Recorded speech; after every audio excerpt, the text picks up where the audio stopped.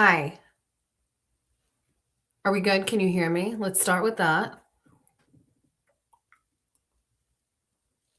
Are we good?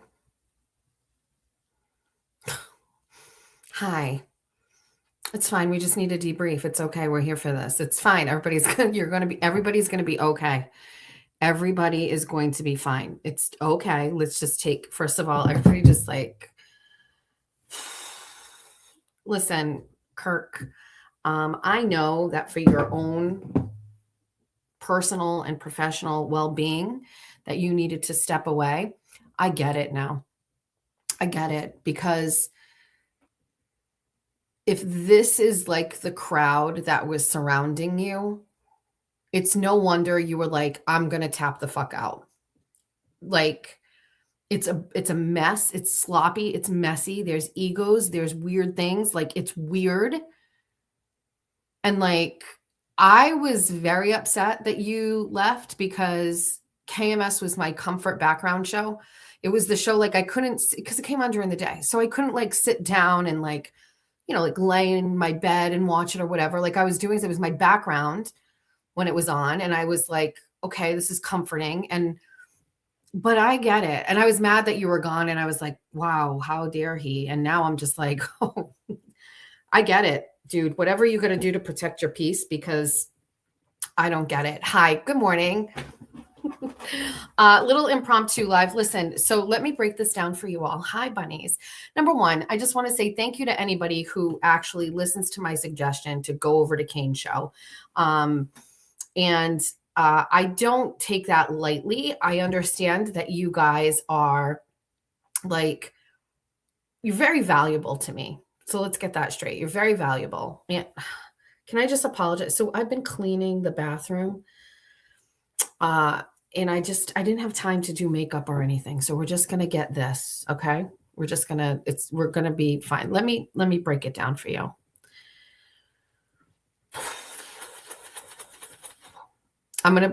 Are you ready? Let's do a very quick, maybe we use the board. All right. So we're live. Yes, we're live. So, okay. Do you guys at a minimum know who Kirk Minahan is? I'm assuming you know who Kirk Minahan is. We can do so many things. Why are you bringing us there? Free the bunnies. Got it. We can share. Okay, we can share screens too. We're going to share some screens. Lauren, my mod is here.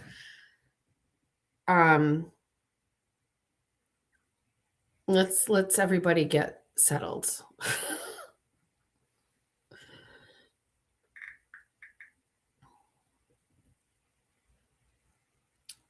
I hear you. All right, let's do a little homework because I understand some of you don't know, and this is an important part of what we're discussing. Okay, and I know like is Aiden on tonight, right? It's today. Oh, today's Monday. Who's on tonight? Am I doing something with someone? Is it someone's time? I don't want to go over someone. This just kind of has to be done. Okay, so let me give you a basic. Okay, let me read you. Kirk Minahan, born in 1974, so he's 2 years older than me, is an American radio host and podcaster. He currently co-hosts The Unnamed Show and formerly hosted Barstool Sports podcast, The Kirk Minahan Show, before its cancellation in November of 2025. It wasn't necessarily canceled. It was Kirk took a step away. Kirk Minahan joined, you all know, EEI, if you're from Massachusetts, as a sports columnist in 2009. In February 2013, he joined the Dennis and Callahan show, morning show, as the third host alongside John Dennis and Jerry Callahan. In August of 2016, the show was renamed Kirk and Callahan after Dennis left EEI. Does everybody at a minimum, even if you're a girl that isn't into sports, either you're with a guy or your dad or your husband's, you all know the Kirk and Callahan show, okay?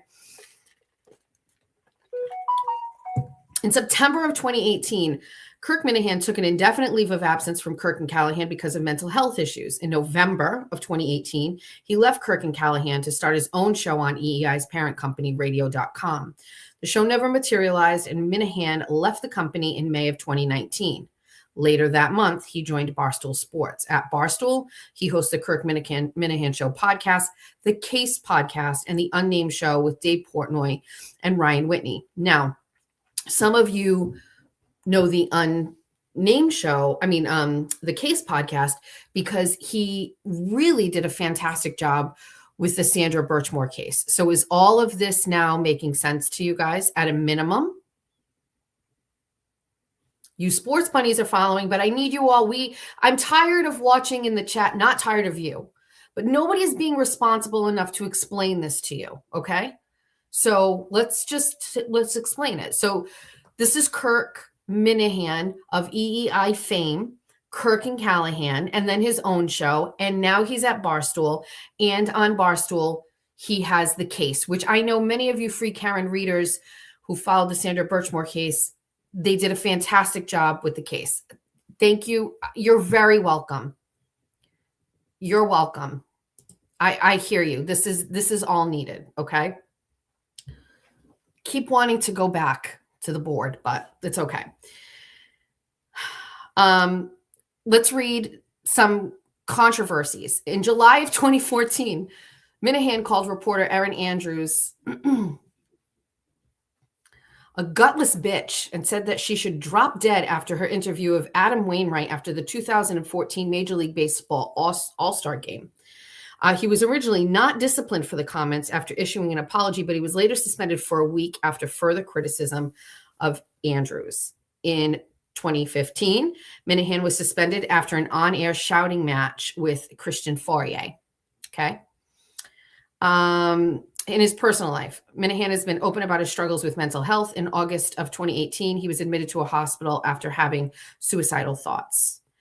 Do you think that is enough of a background on Kirk Minahan for you? Enough? We've got the basic outline of Kirk. Kirk was probably, well, I love Jerry Callahan as well. Fourier. Listen, whatever. All I know is I know how to say Minahan. That's all that matters to me. It's enough. That's right. That's enough. That's all you need to know. All right. Hold on a second. Pause. Just stay here.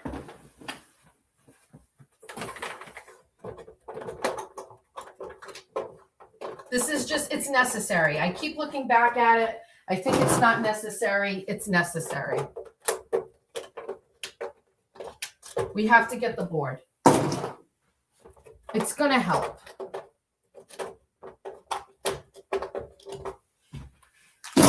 Okay, now we need markers.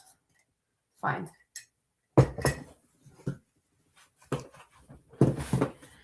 Okay. All right, good. Okay. All right. So let's do. You guys okay? Are we good? Okay.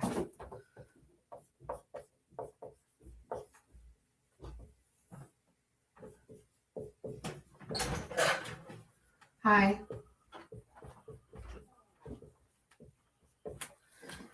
I have to do some serious explaining. What's up? Get another fucking inch. Huh? We're getting another inch of snow. Oh, it's snowing right now? Till 10 o'clock. Do you think Jack's okay to drive? Okay. I'm doing just an impromptu thing. Okay. Okay. Oh, it's backwards. Let's just forget the board. Okay. So Kirk Minahan has the show KMS on Barstool. And it has a cult following, okay? The majority of men, but there are some women that are fans as well. But the KMS show has like a producer, and then he has himself, and then he has like a chair or second chair. Oh, it's not backwards? For me, it is. And so he has a show. And so all of the people, all of these players that you're kind of seeing currently infiltrating the situation are people who are affiliated with the KMS show, Kirk Minahan show. Okay, now they do a thing called the Minifan of the Year. Okay, Menners, who lives in Australia, whose dick gets very, very hard for Kirk Minahan, and who is clearly not doing well with Kirk being on hiatus. Menners was the Minifan of the Year, I think, a couple of times. I'm not even really sure how many times. How many times was the Minifan of the Year? Whatever. I'm not really sure. You will remember. So that's Menners. So Menners is Minifan of the Year, okay? His devotion, his loyalty, his enthusiasm for Kirk is top notch, okay? And unfortunately, he is from Australia. There's nothing we can fucking do about it, okay? Manners is not Minahan. Girls, please, can we get this, please? I'm already showing you. I'm explaining this. I hear you with this. I understand. Believe me, I totally get it, okay? It's fine. Okay, under Kirk Minahan, you have Menners. He was the Minifan of the Year. Stop for a second. Side story. Remember, many times I've told you about my husband has a best friend. His name is Kevin Soares. Kevin Soares lives in Somerset and grew up with my husband. They went to school together here in Somerset. Kevin Soares had a little brother. His name is Nick. Nick is the person who passed away last year unexpectedly. Very difficult time for the Soares family and very emotional time for my husband. He's known Nick since he was born or very close to that. It's very tragic, unexpected death in my husband's family. Nick was also a Minifan of the Year one year. And he had a podcast called Cinema Lords where they talked about movies. And I know you guys have a lot of podcasts to listen to, but if you ever have a chance, go back and watch when Nick was on the Minifan show, like on KMS. He's really good. He had a really unbelievable like personality that is just, I can't even really describe it, and I don't want to not do it justice, but if you ever have time, go back and look at we'll have a bunny of the year. Go back and look at when Nick or Cinema Lords was on KMS. He was really great. And he passed away. Very strange situation in my life and my husband's life is that we were at Nick's funeral. And I mean, I can't think of a funeral that I sobbed or cried more at than Nick's. It was unbelievably brutal. It was brutal. Mostly I felt for Kevin and his family, and my husband was in, a lot of pain. And it's just, it was just unbelievable moments there. And on top of that, I saw Kirk Minahan there. And so my brain was like in this weird space where, I've been a fan of Kirk's. I was kind of fangirling, but also I was so unbelievably sad. So it's just a weird day. So anyway, Minifans can become Minifans of the Year. And so Nick was a Minifan of the Year, and it was a real big deal to him. Menners is also a Minifan of the Year. In the absence of Kirk, okay, so then you have the KMS show, right? And then you have all of these other guys. You have Kane, you have Pat Ford, you have that Rob guy. You have all of these other people. They're all underneath, I would hate to say it, but right now, currently, they're all underneath Menners, okay? Menners is kind of like, so they all would have shows that were like based off of Kirk's show. So Kirk is the talent, Kirk is the man, Kirk is the guy. And then because these guys were all so like into the show, these like sub shows started coming and popping up afterwards, right? Or I don't even know the timelines of it, whatever. And a lot of times it's so similar to what we do here. We have our inside jokes, we have our lore, we have our stories, we had things that happened. We have like when shit goes on, we like talk about it. Like they've had years of this there. And so they have this massive fan base. And so they would talk about all of that stuff on their shows and have all these shows. Well, in the absence of Kirk, they're all kind of lost and they all don't know what to do. And so Menners, the way that it was explained to me, was trying to basically give people a purpose and trying to like encourage them to keep it going and keep the network going and kind of have things broadcasting and shows. Does that make sense so far? Are we all following? It was like spin-off shows. Yes. Thank you. Oh, thank the words. Spin-offs. Okay. Like kind of like spin-offs. And Kane is one of those people. So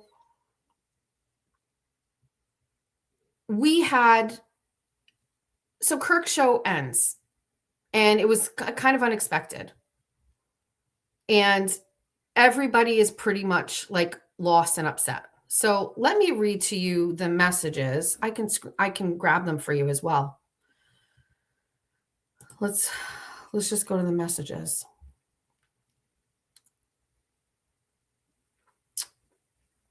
I think it's in poor taste to put the messages on the screen, but let's, at a minimum, let's put them up. I mean, let's not put them up. Let's just talk about them.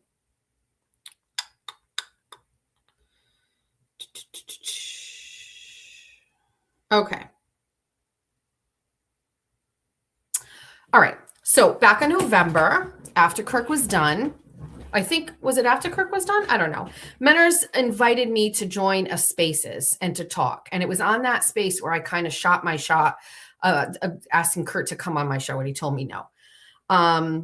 But I was looking to go on Kirk's show, and Menners sent me a message in November, and he said, I want to hear your pitch. Come hear your, come convince us why you should come on the show. And I wasn't going to lie. So I'm on the Spaces. Kirk is in there. Menners is in here. And some of these guys are in here. And I'm just very honest. I'm like, listen, I don't know enough about KMS enough to be there. Right. I'm not. And I responded, I'm in, but I didn't, Menners was like, okay, listen, what's your pitch? And Kirk was like, yeah, I'm really looking for people that know about KMS. And I knew my place and I knew my role. And I was like, okay. And then that's when I said, you want to come on my show? And Kirk was like, no. I messaged Menners back after that. And I said, thanks for the chance to jump in the chat today. I wish I had more time to listen to the show. Please give Kirk my best. And if you guys need me for anything, call or text. And I gave my number. That's it. I shot my shot to go on KMS. Kirk said no. I asked Kirk to come on my show. He said no. And then I sent a message to Menners and said, thank you for the opportunity. If you need me for anything, let me know. That's all it is. Menners responded. He said, cheers. And that's it. On December 12th, I guess now at this point, Kirk is done. So I send a message and I said, Menners, if you are ever looking for a panelist on your show, I would love to join. I can always add commentary to any topic. Jess. Now, again, I think something must have prompted me to say that on December 12th. It must have been like they were looking for people to like come on the show, or like they were, I don't know. So I don't think I would have ever said that just directly, but something must have prompted me to do that. And he said, hi, Jess, thanks for reaching out. It would be great to get you on the network sometime. And that was it. We left it at that. Fast forward until January. He put me in a group message with the guy Ron that was on Kim's show last night. And I think is Pat Ford the co-host of Hot Wieners? I don't know. I got a message from Menners and Hot Wieners, or whoever was in the chat. It said, hey, Jess, I think I found your perfect network debut. hot wieners. And I responded, what is this? And I said, oh, I've seen this. And then I got a response from Hot Wieners that said, to Jess or Menners or both. We appreciate and are flattered as a consideration, but unfortunately, we will have to decline at this time as our show is not guest driven. We hope you understand and wish you the best of luck on the Great Minifan Network. Sincerely, the Wiener family. And then they left the group. So I didn't ask to be on other shows. I asked Menners to be on his show. And then I was like, okay, these guys seem a little lost, but I'm happy to like jump in. And I don't know how these things happen behind the scenes, but Menners obviously was trying to like connect me with someone, and these guys said no. Okay. Fair enough. I didn't get upset about that. I didn't cry. I don't know how else to explain it other than I'm good to chit chat, as you all know. I'm good to chat. We did cover this on 2024, yes, but some people need a. I'm going through the timeline of this, please and thank you. The next time I heard from Menners was on Thursday, January 8th, and it was with Menners and Kane in a group chat. And he said, hey, Jess, Kane would like to have you on his network show. And I responded, I am here to serve. And he said, what day works? I appreciate you coming on. I'm looking forward to it. That was Kane. And I said, can you guys link me to some previous show content so I can review? I am free anytime. Kane said, sure. I'm not sure will help though. And I went, LOL, why? And Kane said, haha, I love to podcast and I've enjoyed your show. I have a bunch of questions for you. No cheap shots. I promise. I'll send you a link to my last show. And I said, oh, I don't care. I can handle anything. When would you like me on? Is it live or is it pre-recorded? Kane said, for you, absolutely live. Haha. What's next? Next week looking like for you? Monday or Tuesday at 8 p.m.? And then he sent me a link to a show. And I said, Tuesday works for me. 8 p.m. is also good. Oh, I see how it is. No, I can't wait to come on your show. He sent me a link to a show where he was kind of shit talking me a little bit, but I didn't care. Like whatever, like it's your funeral. If you want me on, like, and you shit talked me a little bit, I don't really care. And he goes, all right, let's lock it in. Thanks for coming on. I appreciate it. I said, if you post it, I will share it tomorrow on my Saturday show. And that was pretty much that.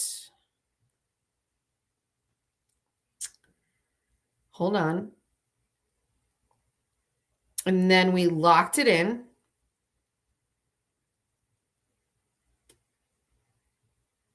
And then it said,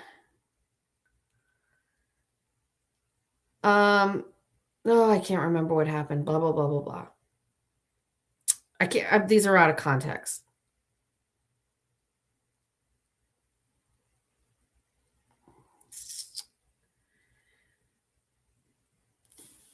I said I was excited about tonight. Kane said, me too. Menner said, have a great show. Then we did the show.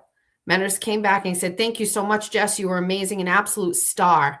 Kane, you did well too. Maybe your most mature hosting performance yet. Kane said, thanks, Menners. I said, it was my pleasure. Kane is a solid host. Thanks for connecting us, Menners. Kane, you are great. Untapped potential is what I said.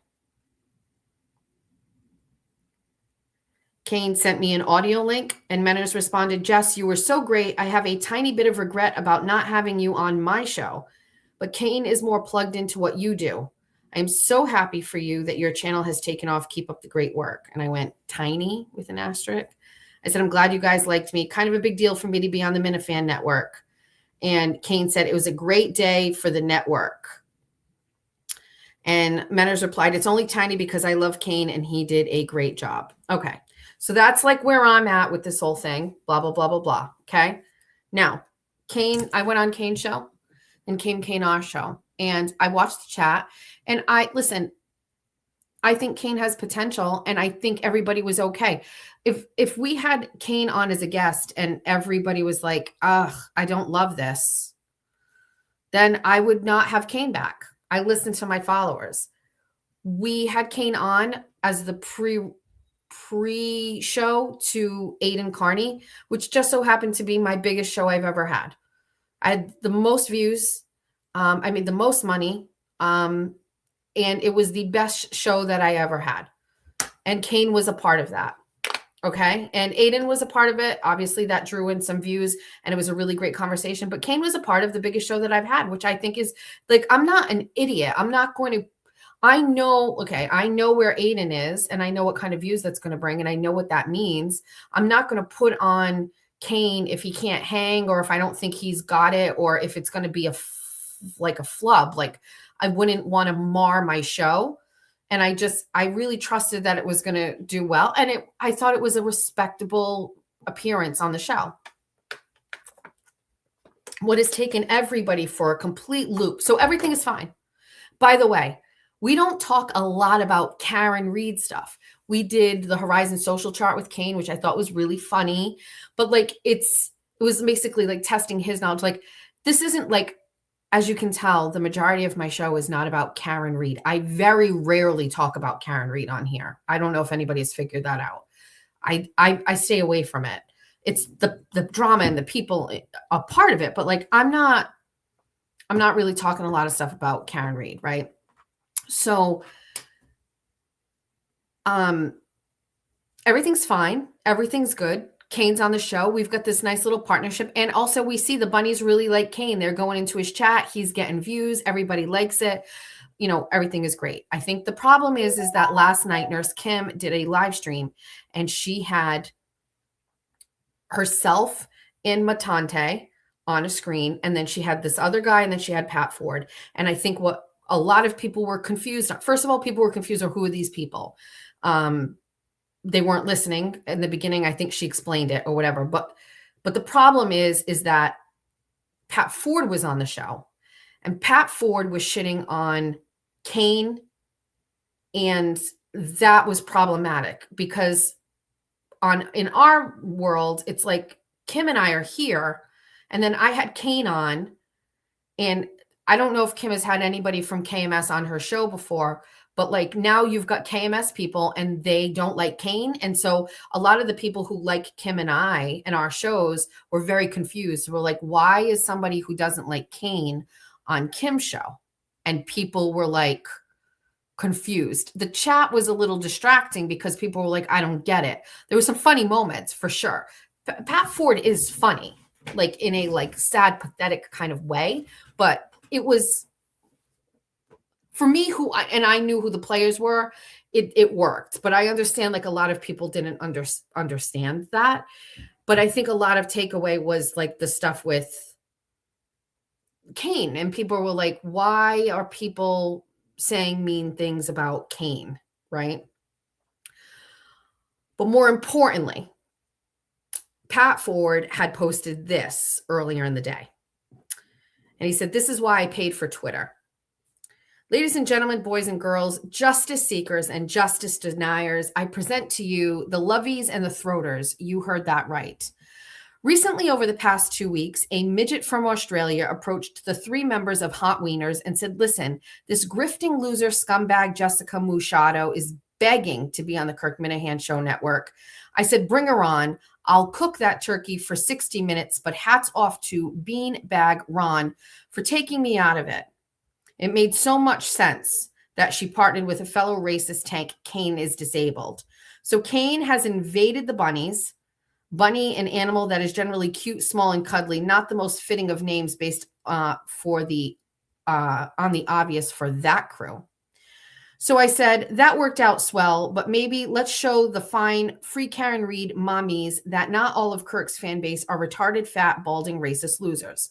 So basically what he is saying is that I was begging to be on the Kirk Minifan Network and that he was spared having me on his show because Ron said no. And that by default, I got paired with Kane. And now he thinks it's right to show everybody in this arena that there are people that are cooler than Kane on a cooler show with Kim. Okay. Following me? He says, that's where the Queen Kimmy Hot Wieners relationship was born. Kim's always been a throater. Let's just call it how it is.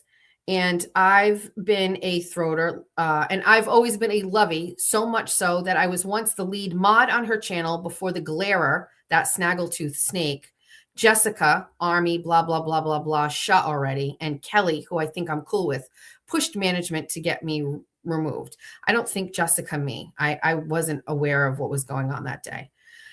Breaking news to those pussies, I'm like a cockroach and you can't kill me. But anywho, tonight at 9 p.m., the real alliance is born. The powers that be in the Free Karen Reed movement, Queen Kimmy and Ron and myself, and maybe John. He sucks off Kane too frequently for me to be comfortable being on StreamYard with him. So I'm still working that out with his agent. And a surprised hunky guest, that must have been Matante, take the stage to talk about the following topics tonight at 9 p.m. First of all, sir, please learn how to fucking punctuate your fucking run-on sentences. This is a very, very hard read. These are the topics they were supposed to talk about. Did Karen kill John O'Keefe? True Love is Born? The drama. Special guest Meredith 5150 joins the program, or whatever the turtle burner was. This is a joke. They are not joining. We talk how many years will Turtle Boy be in jail for, and why is it not enough? I will read all super chats and answer all questions. Real Nurse Kim, let me cook this. Let me cook. This is marketing. Please, fucking punctuation. I will go over who I like and don't like in the world. We will probably play the Bill Leach reply game. We'll discuss the controversy surrounding the John from Scranton and why he is not on the program tonight. Keep him in your prayers. I'm going to shit on Bradley Steen, that pedo, for a while. And then, of course, it's Kim's program, so whatever she wants me to get fired up over, I certainly will. And I will give any audience member who super chats double their money from my own pocket if you can convince me with a super chat that Turtle Poop is a good guy. I'm open-minded. See you tonight. And he tagged Kim, Beanbag Ron, maybe John and Warren, that snake, KMS Wieners, Real Nurse Kim, and someone else. Secret Hard Launch Hunk. And then shared the link to Kim's thing. So obviously, I understand many people are confused and don't know what's going on. And so, yeah. So listen, I'm not taking the bait with that. As I talked about very briefly this morning, I always feel like my relationship with Kim is very delicate. And so I don't consider I don't consider that like a shots fired thing. Do you want my real take on this? The Free Karen Reed movement is on fucking life support, and the only way for it to be resuscitated is to fucking abolish the drama. And I feel like every day we are taking steps towards that. I'm not 100% absolved of that. I am definitely good for a shit all over Jen Altman stream, okay? I'm 100%, but that has very little to do with Karen Reed. You know what I mean? Like, so I feel like we have our own fucking drama, and we're down bad over here, right? In the Free Karen Reed movement. And I can't help but feel like these guys are so fucking bored and have nothing better to do with their time. And they are so lost without Kirk that they are basically decided to come up with some like plan to infiltrate the Free Karen Reed movement and bring their bad fucking behaviors over here. And I'm over it. Now, if I say I can't have Kane on my show anymore as a result, they will win. And like they'll hold that over Kane's head forever. So until Kane fucks up on my show, we're still all in on Kane, but like not related to this shit. I'm not going to have Kane on Wednesday to talk about this stuff. I'm not going to I don't care. But I felt like we needed to explain this because so many people are so confused. Now, I am not going to talk about Kim or her relationship, but it is if we all just came from another stream where Menes is talking about this, the only thing I'm basically going to say is there are multiple avenues why Kim is connected with KMS. And so these crossovers there's a organic reason for that, I guess, is the best way to say it. Now, Menes, back up. Pat Ford had one thing right. I did want to be on the Kirk Minahan show. Um, I hate that I wanted to do that because it feels like that it makes me feel like I'm looking thirsty, but like, I don't know. Kirk is a legend.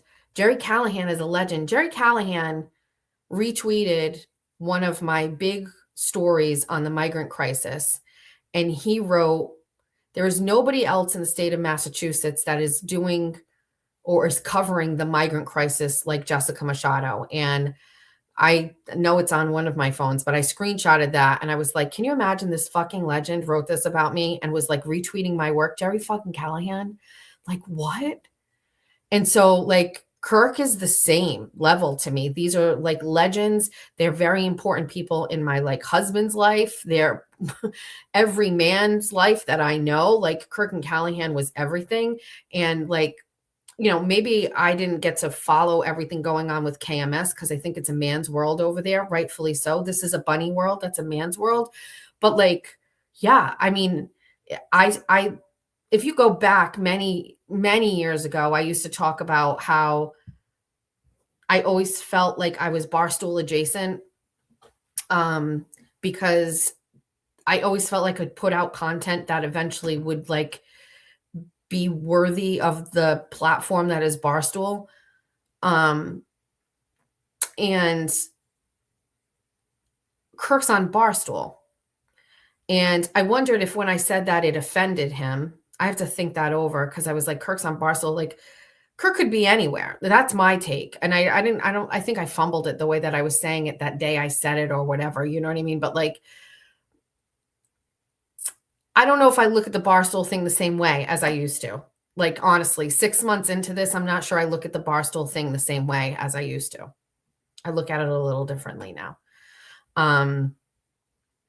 But I don't look at Kirk differently. So yeah, I was like, I would like to have a shot at that. I would like to try that. That not because Kim did it, but because it's Kirk.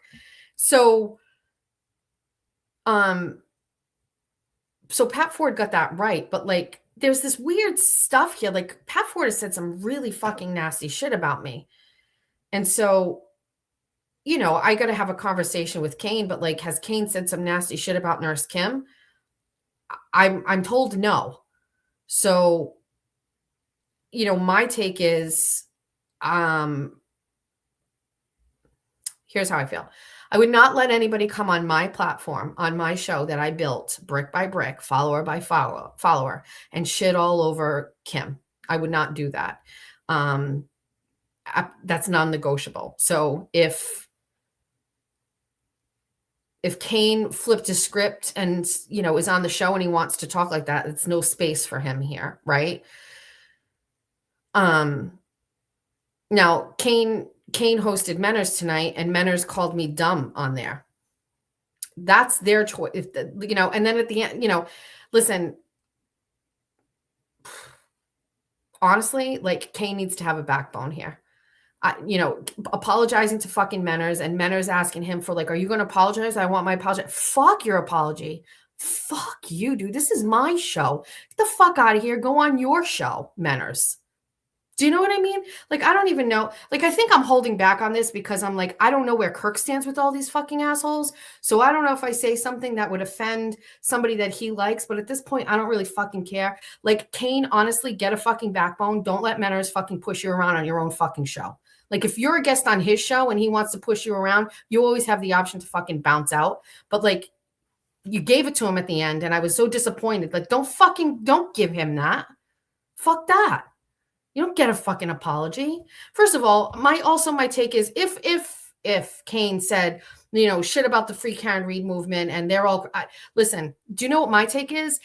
It took one show. It took one show for Kane to come on my show, and Kane changed his fucking script about Free Karen Reed instantly. I think he realized that it can be good. I think he realized it can be fun. I think he realized the base of people here. And I think he realized like maybe he had it wrong. So he's changed his fucking mind, and I'm okay with that. I don't really care. Going forward, one time when I got hired at WBSM, I had drama going on, right? The stuff with like the court cases and stuff. And I remember they hired me and I was worried and I was like, are you sure you're okay with this? And they said, listen, that is before you started here. We start how you talk from today on. So do not do A, B, C, or D, and you will be fine here. And I adhere to that. That's how I feel with Kane. From here on out, do not fucking shit talk people, Aiden, or whatever. The other thing is, Pat Ford is consistently retweeting stuff from Kate Peter. On Kim's show last night, he said Kate Peter was like somebody he liked or whatever. Like I don't know if he's being like, listen, if this is a satire thing, then it's got to be a disclaimer right in the beginning. You got to tell people like this is all satire, because we don't fucking get it, because we've been through it. Like we've been through some shit with Kate Peter, right? And so like never will I retweet something from Kate Peter. I mean, there are some people that are retweeting shit on Grant. I still won't even do that. Like there's loyalty here. Pat Ford has shit all over Aiden. When is Aiden going to be in jail and all the shit like that? So like I'm super sorry, but like Pat Ford is a piece of shit and I'm never going to fucking be on board with that guy. Like ever. Ever. Ever. Ever, ever, forever, ever. Fuck you, Pat Ford. Between what you said about me, you're retweeting a fucking Kate Peter, you saying shit about Aiden, fuck. There's no place for you over here, dude. Stay over there, right? You're probably the fucking reason why Kirk fucking left and was like, I'm out of here. There's no fucking talent around me. Nobody can hold a fucking show. Nobody knows how to fucking talk. Nobody knows how to be funny. And so he's just like, I'm fucking done because you're all fucking talentless fucking wimps.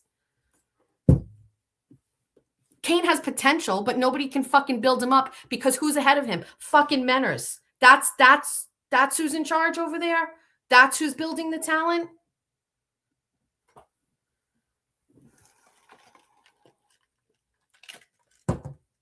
My take on this is this. There is enough of fucking drama in the Free Karen. There's enough of fucking drama over here. We don't need people like Pat Ford coming over here trying to infiltrate it and try to make a name for himself or whatever, or to even antagonize people. We get enough of that with the fucking burner accounts that we have to go through. We've got Meredith. We've got Meredith. And you know what? If we fucking have to do a fucking YouTube fucking Twitter fucking draft, we'll fucking take Ford, but you got to take 5150. Something's got to have. We can't take both. So nobody's bringing anything. Nobody's bringing anything entertaining. There's no fucking fun or talent here. So what are we doing? What's the reason we're doing this? Why? I don't get it. Let's read some comments. Yeah, fuck you, Pat. We're healing over here. Do you not even... It's just like... Thank you. Thank you. We were going to do this. Kane and I were going to do this. But at this point, I'm not really sure. But we probably will do it. You're going to take... Did I get your message? Which phone? Because I haven't switched to my phones yet. I don't even know. We're traumatized by the divide. We don't want it anymore. I don't need it. Hold on. Let me swipe to unlock. Oh, geez.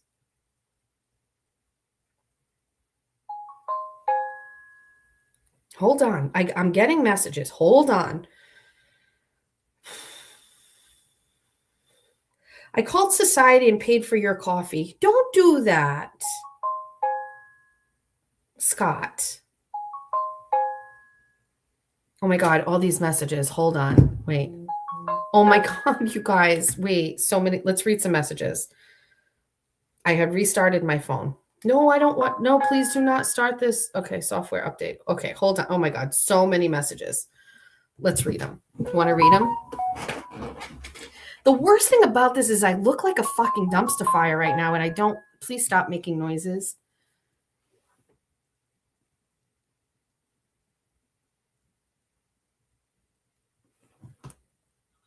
Noodles, Mama. I just want. Hold.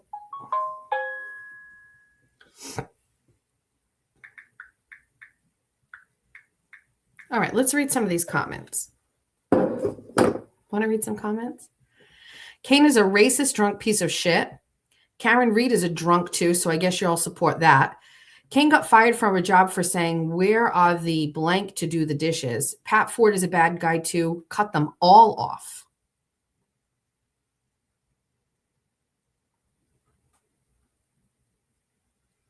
Hi, Jess. Steve from New Jersey, gay man, 44 years old. Kim was on KMS in November. I will send you the link to the show. Thank you. Are they really making fun of Kane or is it satire? I can't figure it out. I don't know, but I don't have time because we're emotional and we get emotionally invested in this. So it's like we want to defend Kane, but like, is it worth it? Is it a joke? Are we all getting fucking played here? Are we getting played? And we don't know.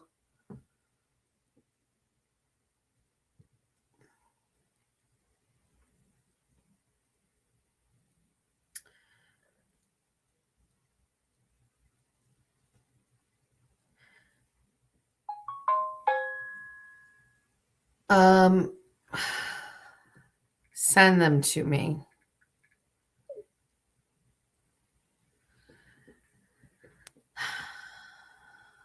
Okay. Bestie, I'm not a crazy one. I have messaged on Facebook and the other number. I just really love what you do. I was a silent fan for a while, but I loved when you gave TB your court seat for verdict, class act. Now I'm hooked on your channel. Thanks for all you do.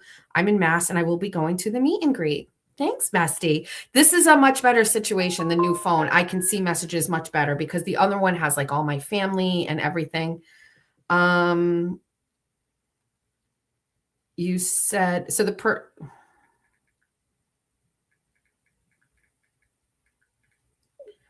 let me read some more comments. Oh, this is from this morning. Hey, Jessica, thanks for mentioning the new order song Regret. Just added it to my playlist. Love discovering songs I missed from back in the day. Enjoy listening to you, Jennifer from snowy Pennsylvania outside Philly. Go Birds. All right. So let's read some of this. Oh, sorry. This is still on the screen. Were there some super chats or new members? Let's read these. Why are you bringing us there? Free the bunnies. I have regrets. Donna is a new member. Hi, Donna. Phil, what's up? Different Phil. Thank you. K-Mac gave $9.99 and said, but what if the bunnies don't care about the Minifans and KMS? The buns are intentional followers. I know. Can we agree X is not real life? F the Kirk BS. It isn't real life. Oh, look at this motherfucker. Go ahead. Keep paying. I can smell that super chat. There were some things about that Kane said tonight that I disagreed with. So Kane said,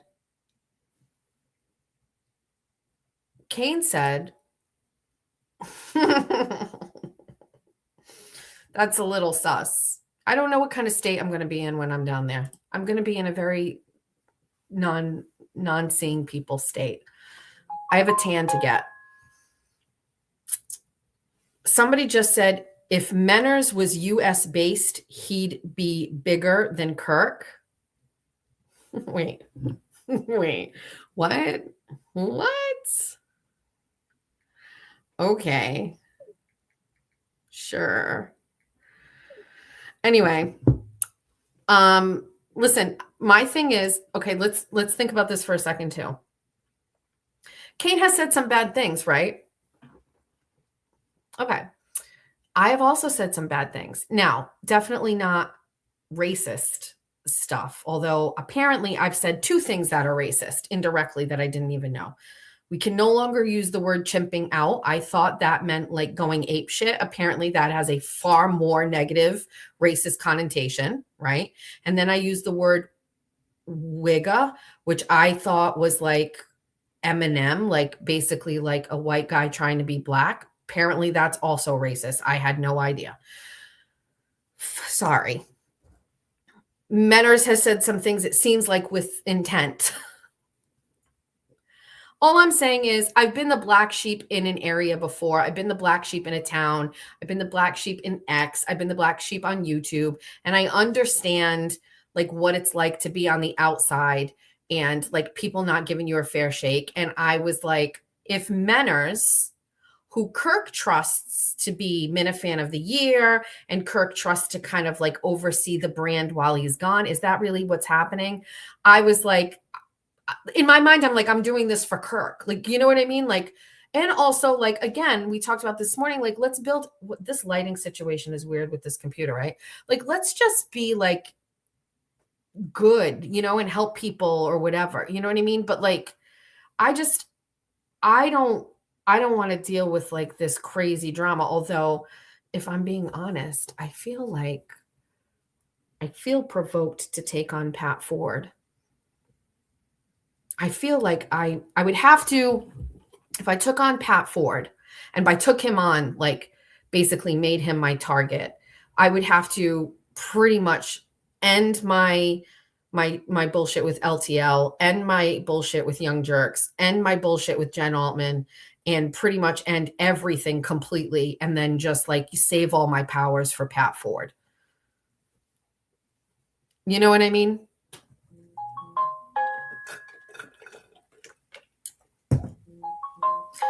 I remember one time I was listening to Kirk and they were like, get Pat Ford on the phone. Colleen got him on the phone and then they hung up on him or something. Listen, I can be a fucking cunt. I can be a mean bitch. I can do stupid shit. I can make mistakes, but I balance it out with like fun stuff. And I'm also kind of lovable. You know what I mean? There's got to be balance. Like, what the fuck does Pat Ford bring to the fucking table that is like making you at sometimes being like, okay, this is worth it. You know what I mean? Like, he's not good looking. He's not good looking. I just don't know if I want to deal with it. I don't think I want to deal with this. Like, I asked for this, but it was only because of Kirk. I'm not asking for this. But then is Kirk basically looking at us to be like, well, if you like me, you got to like all of these guys. I don't know. We fucking left them. So like, Kirk, I can give you a show. We could do a show together. We don't need this. We don't need this. Pat Ford will make fake DMs and post them. Oh, so that's why he's all okay with Kate Peter. Got it. Thank you so much for these messages. Thank you. Okay, testing. Yes, who's this? All right. Let's take this down and let's put up this banner. There's that one. Thank you. It's just no drama is needed unless we fuck with all of them. Like, unless we come up with our own plan and we fuck up with these people too. We could have a side group where we make up plans and we do all of these funny things to them and get them to react to things. And then like we get to see it play out on real life and we have our own bingo card. Do you want me to make a bingo card? Wait, should we make a bingo card like we did for Aiden's thing? We could have fun with this. I'm just saying. The more you talk, the more negative I feel about it. I know. Look, already wants to get in the group.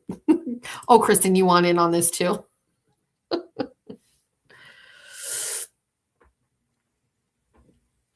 I know. It's okay. Who said we were participating in no drama? No, ma'am. That was for Mr. Carney, not for me. No. I am always here for the drama. I'm always here for it. Look at everybody wants to be in the group. WWE, I want to be Batista if we're in a group. I want to be Batista. Oh, somebody's telling me we should do a poll. Hold on.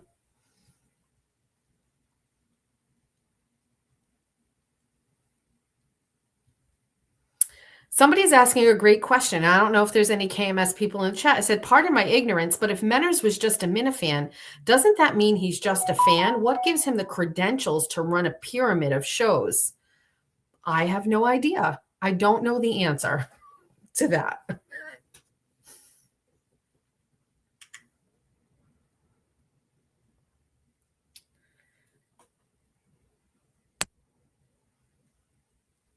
poor Kane is texting me. It was hard to change gears on the other show. Were the bunnies okay with everything? I am live now talking them through it. Kind of. Kind of. Let's read some of these. Oh, this guy. Oh, God. We have a new member. Oh, that Aura John.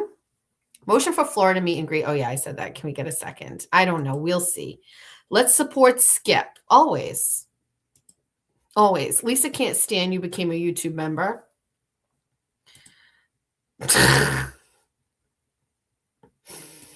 Oh, okay. I'll turn down the ringer.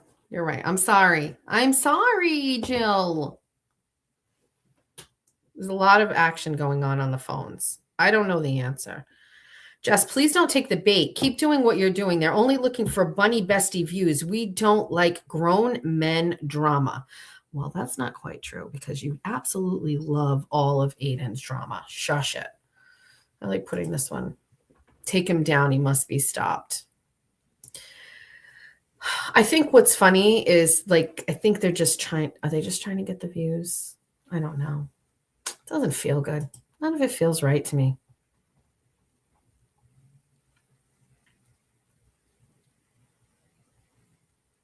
Just when are you and Jimmy going to go live together? We were literally just live together on Saturday. Oh, we don't like their drama. Different. Oh, I thought I'd lowered this. Sorries. Wait, will all these go? Oh, there it is. I'm a little worried that it looks like it's snowing outside and Jack is going to drive home. He insisted on driving. Does anybody know if, let me check, is UMass Dartmouth open tomorrow? Georgia's school is canceled again tomorrow. Let's see. Just continue as Jessica. No thanks. New phone. Who this? If you text me on the new phone, can you give me your name so I can add you? Let's see. UMass Dartmouth. Are they open? Let's see.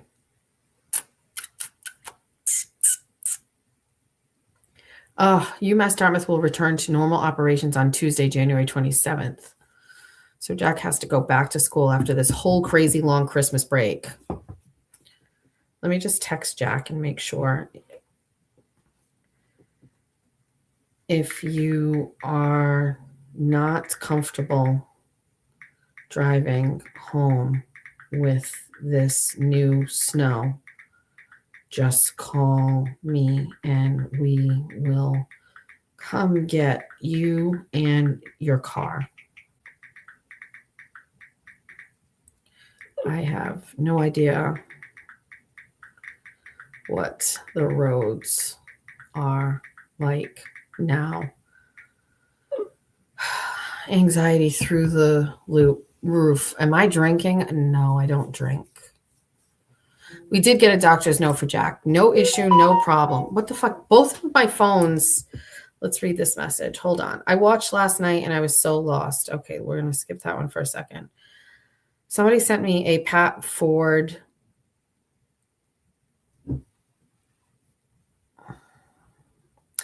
Oh,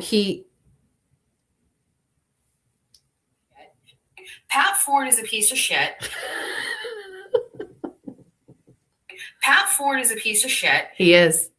He screenshotted me and Pat Ford is a piece of shit. God. Ew, he's just so ew, huh? Am I wrong? He's just like we don't want any part of this. That's my feeling. We don't want any part of this.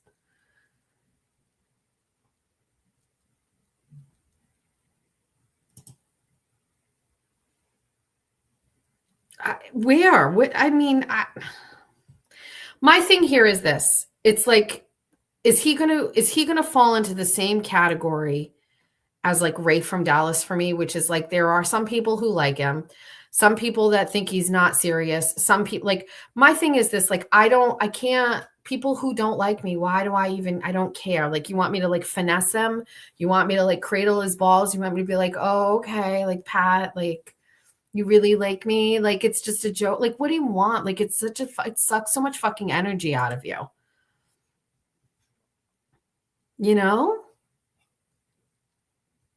Yeah, we are definitely giving too much attention.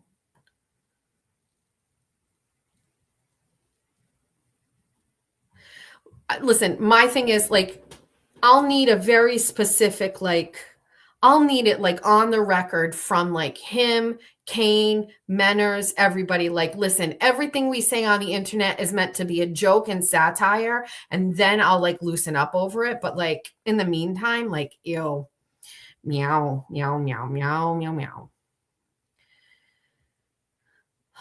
Also, like, please, like, what did I name the show? Like, Kirk, just please come get your men. Like, please come back and handle this. Like, it's obvious that they need something. They need something.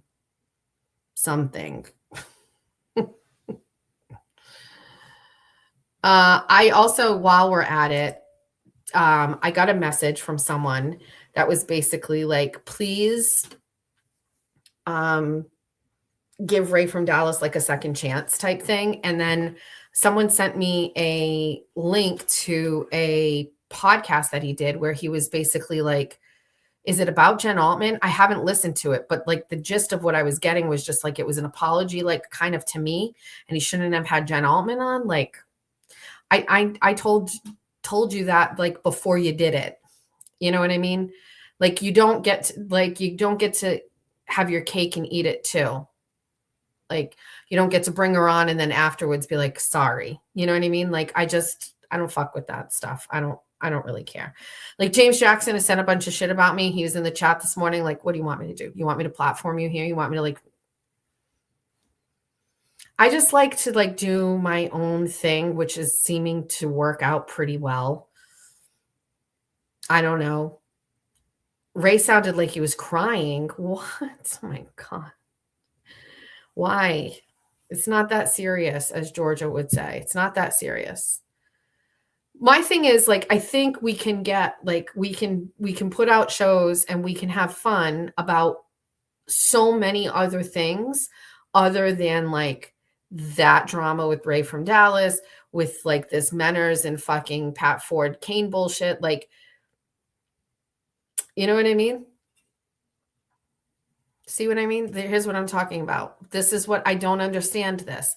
Like, why would I give? It's not even like there's no hate towards Ray. Like, I haven't done a whole hate stream on Ray. I haven't been like, fuck Ray, don't follow Ray. Like, absolutely not. Ray can exist in his space and do whatever he wants. But why can't I put up a boundary and I say, if you are going to allow two different women who don't have platforms. And by the way, we know a little bit more about this, but this is like very like on brand for Jen Altman because she has no platform and she doesn't have a YouTube channel and she's constantly getting fucking kicked off X because she's nasty. Like, she goes to other people and she's like, please let me on your show. Please, I've got to defend myself. Please let me do blah, blah, blah, blah, blah. You know what I mean? Like, and so you gave her the platform and you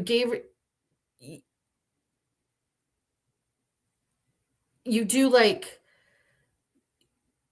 I just got distracted. Menners is saying, sincerely, Just Machado, your show provided fair coverage. I organized you to pitch to Kirk. I introduced you to Kane, who was part of your biggest show. And I called you out for your dumb racial prejudices, none of which is satire. But other than that, you do a great job. Gold star in my head, Menners. Gold star. Thanks so much. Thank you, Menners, for telling me I did such a great job. Why are you saying it like that? He was one of your biggest shows. That was my choice to put him on. That was our third connection here. I was on his show, he was on my show, and then I invited him back. You didn't connect him okay. How am I going to say this? Kane isn't bringing me views.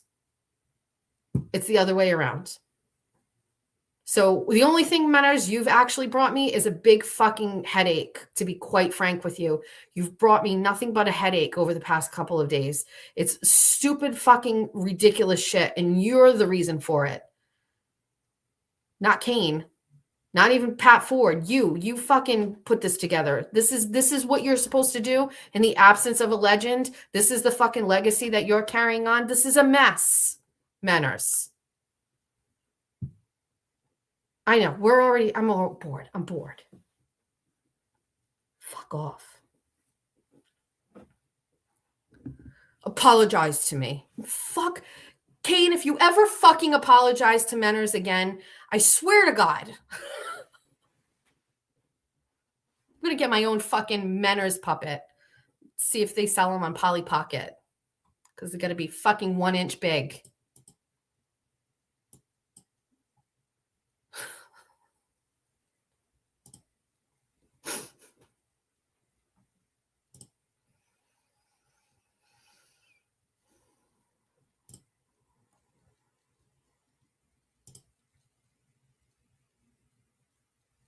What bathtub?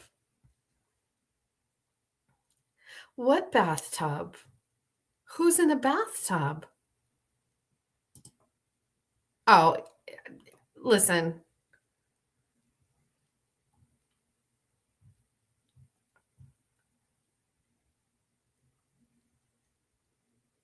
I listen, this right here, I can't help you. That man protects his privacy more than anybody I know. He's like Elizabeth Taylor. Just stop giving boring ass little Aussie no talent guy any more energy. He is worse than gum stuck on your shoe. I'm about out. Not interested in this bullshit. I hear you. Listen, babe, this is just for tonight. We just had to kind of get over this and we had to clear the air and stuff like that because there's a lot of confusion. We needed to kind of explain a couple of things.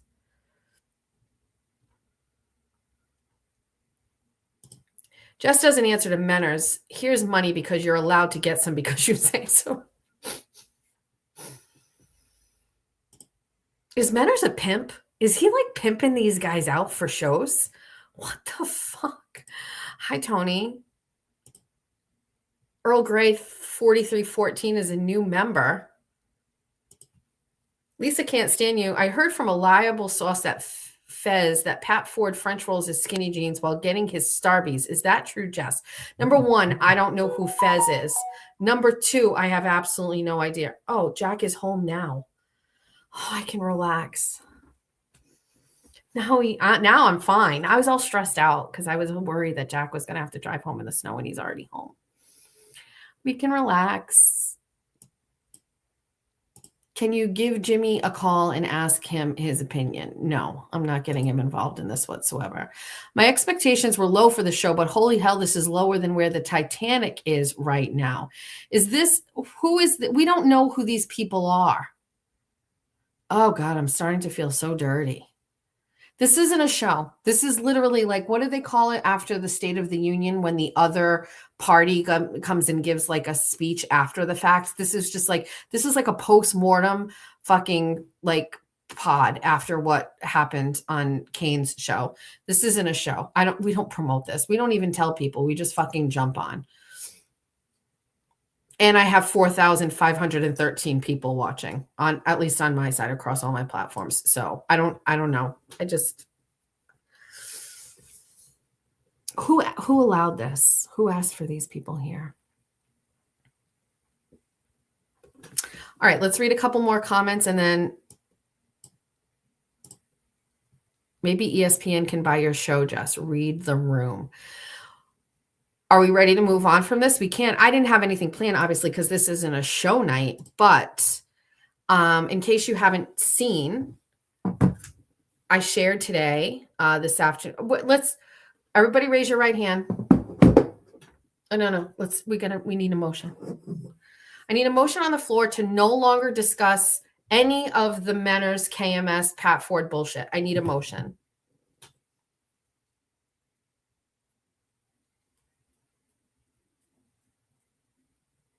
We get a motion from Erin.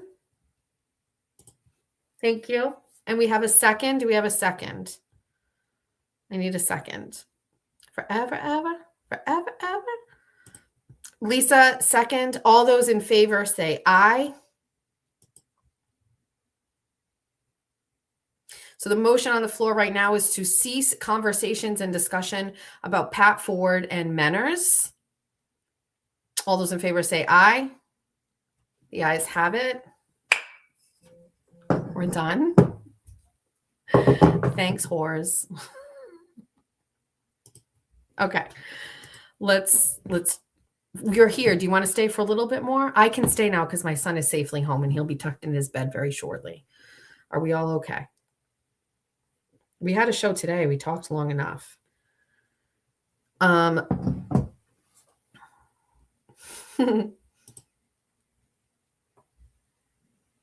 Thanks, whores. All right.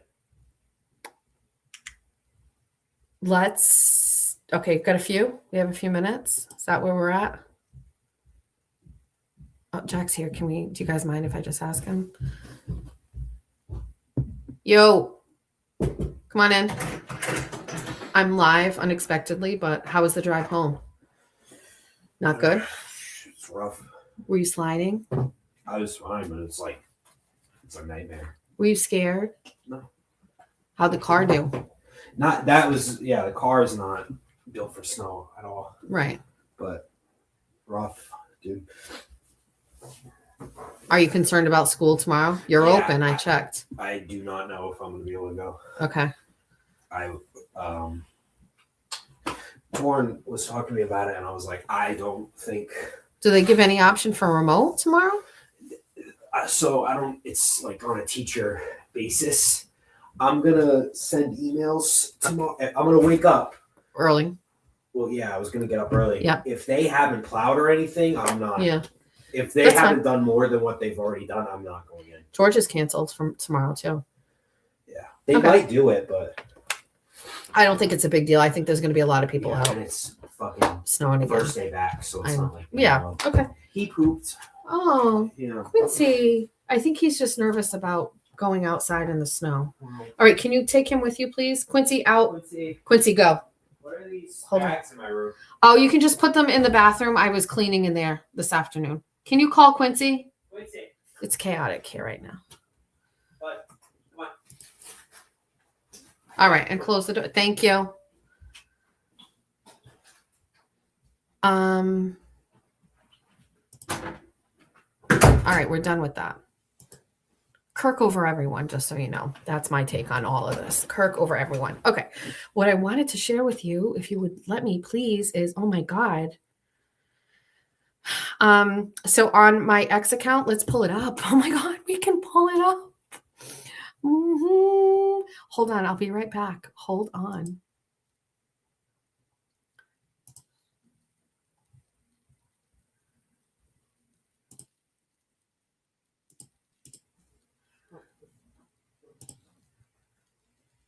Okay, you guys want to share a screen?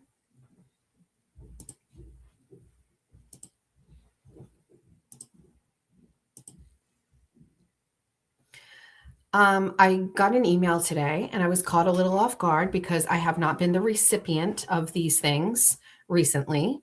But it was from Attorney Bradle's paralegal, Courtney Healy. And it was an email that had this attached. And it said, we are releasing a short video of police officers knocking on the door to Kelsey Fitzsimmons' home and Kelsey answering the door with her 4-month-old son in her arms moments before being shot. Let's play that. So you can see them knocking on the door.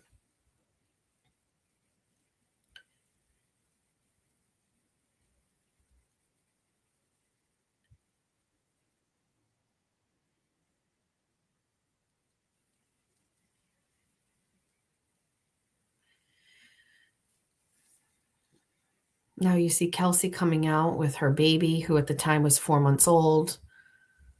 She opens the door, walks right in. She seems a little confused. He's holding a folder. This guy's got gloves on. And this guy closes the door behind him. And we all know what happened after this. And so, you know, this got released today. And I received this video. I posted it. It's actually, I just opened my X account. I haven't seen it. It's already got 300,000 views, which just goes to show the sheer interest in this case. If I'm correct, from what I'm hearing, it's the one in the middle with the gloves is the one who was her partner and the one that shot her. So let's walk through this a little bit because we're here. I see this and I am instantly brought back to when I had a child of that age. In shorts, t-shirt, baby cozy on you, the shark reality between like that moment and then what happens just moments after this, which is, you know, her getting shot in the chest. It's also the last time that Kelsey has held her child, which must be emotional for her to see this. These are now, as you know, there were no body cameras on the police officers that were there that day. There's a couple things, though, that I think people are having an issue where it says it should have been a female officer. She was not being arrested that day. She was being served with the documents that are from court to say that there was going to be a restraining order in place. So I know there's some people saying that there should have been a police officer, female police officer. There should have been a social worker.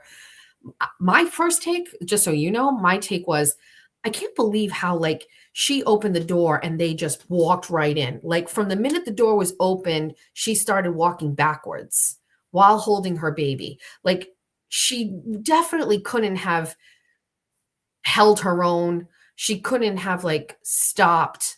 Like there was no, it was the door open. So here she opens the door. As soon as she opens the door, he takes a step up. He takes another step up. He's right in her space. He continues to walk. He's pushing her backwards. She's looking behind her. She's holding her baby. He's walking her, pushing her in the house, followed by another cop, followed by the third police officer. Like this right here to me already felt unbelievably uncomfortable. Like she clearly felt either one, comfortable with them, or two, that she had no choice but to let these people into her house. And to me, it's aggressive. That I know that's crazy, and I know people might not see it that way. To me, that's aggression right from the start. It wasn't like opening the door and being like, "Hi, Kelsey, we've got to talk to you. Can we come in?" Like ambushed does come into mind. Like this felt like an ambush. I know, like, just let me talk through this. Do you guys want it to stay on the screen or do you want me to take it off? Like she's got no choice. She's walking in and she's turning around behind her. And keep in mind, new first-time mom with a 4-month-old baby on her. They just were so aggressive. And I don't think you need to be pushing or yelling or guns drawn to be labeled as aggressive here. This is her safe space. This is her home. She's mothering in the moment with an infant. She is in her own space. She opens the door, not knowing what's going to happen, but trusting them, opening the door and trusting them. And this watching her do this, holding this little sack of potatoes, and he's right there in her face. He's taller than her. She has nowhere to go. She's turning around. Like this girl is like, wait, what the fuck is happening? And now this guy coming in right behind, gloves on. I mean, no social services, and I'm not even a big proponent of that, but there seems to be like, could there not have been 1,000 different ways to do this? Could there not have been 1,000 different ways to handle this? She had no idea. She wasn't worried. Defense is down. That's how I see it. She had a sense of comfort with her fellow police officers. Then it just turns. Hi, Maza. How are you? She is not combative. She is calm. Mama bear instinct is real. Hormones on top of that. Bullies. She needs a jury of young moms. She was blindsided. She was days away from returning to duty. That is the kicker. I know it gets me too. She's holding his little hand. She had no choice to walk backwards. I 100% agree. But these are friends, not foes. These are coworkers. There's a lot of things here. I'm not a feminist by any stretch of the imagination, but when you are coming to serve a female postpartum with documents that are going to change her life forever, why did no one think about what was going to happen here? Why did no one think that this could cause her to instantly spiral and want to self-harm? Why didn't anybody think about this in advance? And it is hard to watch this knowing that what happens after this. I saw some people ask a couple of questions like, is there more video footage? I can tell you personally, I know there is other video footage. There's video footage in the basement. There's other cameras in the house. And so I have no connection to the team, but them sending this out to the press today, by the way, I don't know, I haven't been online, but has this been shared by mainstream media? Has anybody seen whether Channel 10 has put this out, or the Boston Herald, or the Boston Globe?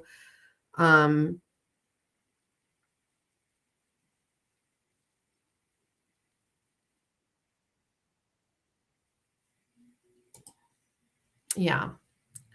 Nobody has put it out. I haven't seen any coverage yet on the news. So it just goes to show. So, I've got 325,000 views on this video.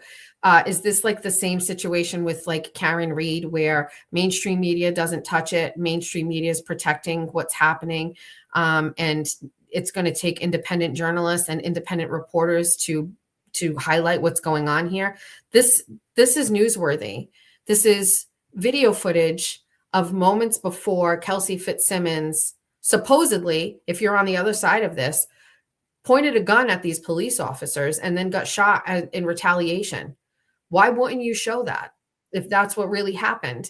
There's a woman right there that you're saying turned a gun on a police officer. Why isn't this making the news? You know what I mean?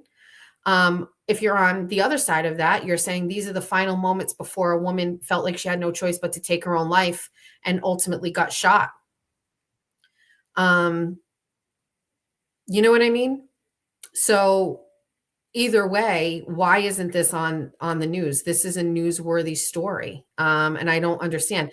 To be honest with you, I just assumed I was one of like, a dozen or so media outlets that received this. And I posted it thinking, first of all, I posted it thinking that it had already made its rounds and that I was going to be the last to put it out there. I think I got the email at 2:00 and it got sent to me at like 1:30. So I was already 30 minutes behind. I was freaking cleaning the bathroom. You know what I mean? So like, I was like, oh, okay. It looks to me like nobody else in mainstream media even posted this. That's crazy. That's crazy. It's really unfortunate. So, I always tried to take the stance on Karen Reed where it was like, let's make sure we report everything. Let's see it for what it is. Never really gave commentary on it, so to speak, until the trial began. I want to try to take some sort of a, like, I want to take some sort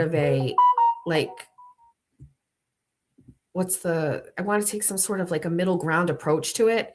But at the same time, let's get this off the screen. At the same time, I'm not sure I can, because I've been in that exact space where, you have a baby, your 4-month-old baby, you're hormonal, like whatever, you know what I mean? Like, I don't know.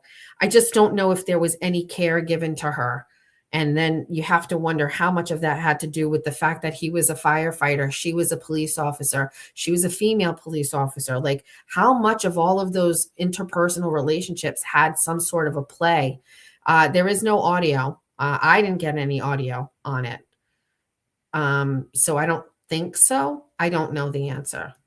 So I don't know,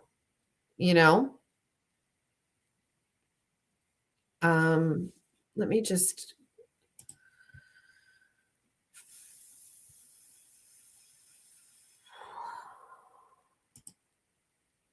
Okay, we're gonna hold on one second. So let's not send. Appreciate your super chat, but we are not going to. I can't do that. It's not a good idea. Hello. Hello. Hello.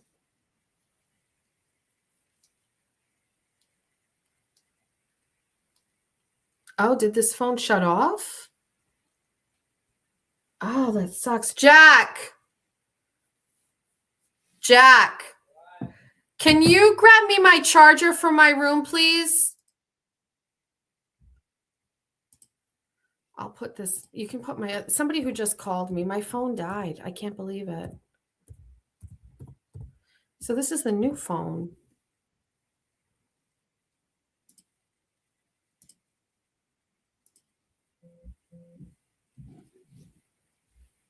Oh, wait. It didn't. Thank you so much. Sorry. Oh, it did a restart.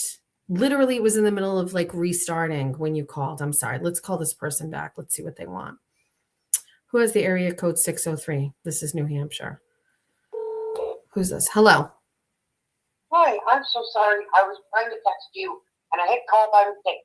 However, now that I have you. This is live. Do you know that? Yeah. Okay, go ahead. I think the reason for my fandom of both you and Kirk is that I want you both to get the retribution you deserve. Why does Kirk need retribution? For what? For what Bob Murchison did to him during the year when his show ended. Yeah. I want retribution for that, and I want you to get retribution for Caleb Churchill and all those other. See you next Tuesday. You don't think Kirk's already gotten that? I do, but I think I want more. Okay. I think he might be satisfied, but I would like more. You want more for him? I'm like that kid in the new Darth Vader guy, whatever in Star Wars, where he goes, more! I think Kurt has more than shown that he has been everything. I mean, he has such a legion of fans and supporters. You know what I mean? Correct. So But he's. I want the people that tried to harm him to suffer. They must And I suffer don't think because they they'll know suffer. he's got such wonderful loyalty. That's how I feel. People like Kayla That's Churchill true. could never build a fan base like I've built because they're not authentic Correct. and they're not good people. And so like I wake up every day and I have these people who like love to watch and we interact with each other. And that's why people like Jen Altman and Kayla, they can never have that. You know what I mean? So it's like Correct. Yeah. you want more for us than what I think we want for ourselves. As long as I get to wake up every day and continue to do this as a job, you know me, I'm thrilled with that. I'm happy with that. I'm happy to be doing this right now. My kids are older, you know, it's like, it's time for me to like kind of do this stuff. So yeah, I mean, all these other small little petty people and things, we don't care about them. We'll handle them as we see fit. You know that. All right. That makes sense. Okay. Thank you. Sorry to bother you. What's your name? Wait, what's your name? Oh, it's me. It's Tara. Oh, hi. Oh, because I don't have you saved on my other phone. I'm sorry. I'll save you now. I'll try to properly send you a text. So yeah, so then I can add you, please. Thank you, babe. Okay. All right. Thank you. Bye. She's one of the only ones I will allow us to go back for on that. Let's go back to the Kelsey thing.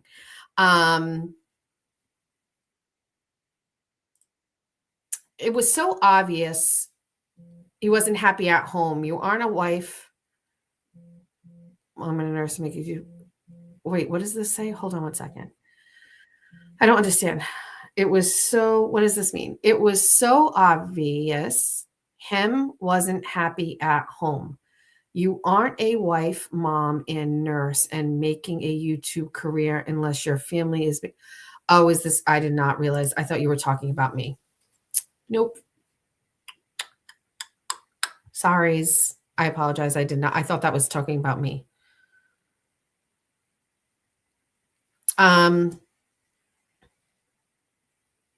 Cyber Chick is so mad. She's like, let's give out Jess's 13 cell phone numbers. I'm sorry. I didn't know. I know. I'm sorry. I did not know. I'm just reading. I thought that was a dig at me at first. I see husband and stuff is like, I don't know. Can my mod time that person out, please? I don't need any more drama here. You have comments to say to Kimberly. Go say it on Kimberly's show, not here. I'm not going to allow that. You were trying to help me. I know. I'm sorry. I did not know what was happening. I know. Thank you.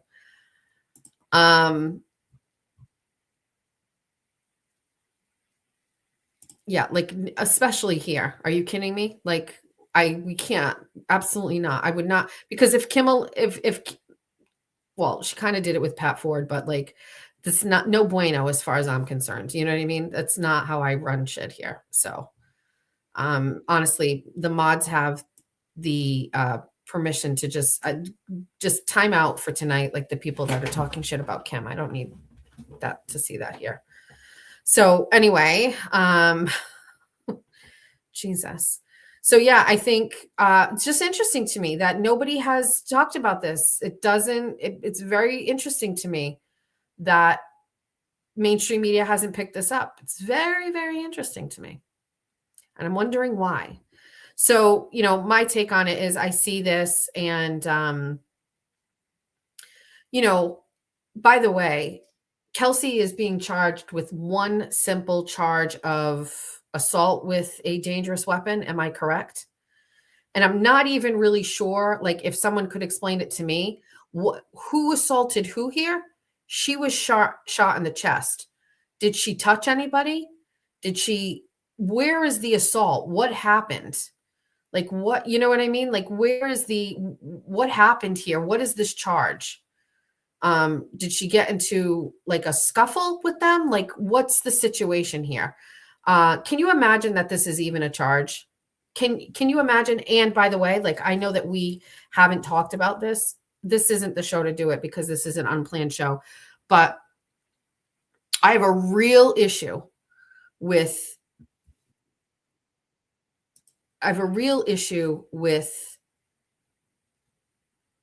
the amount of time that Kelsey has been disconnected from her child.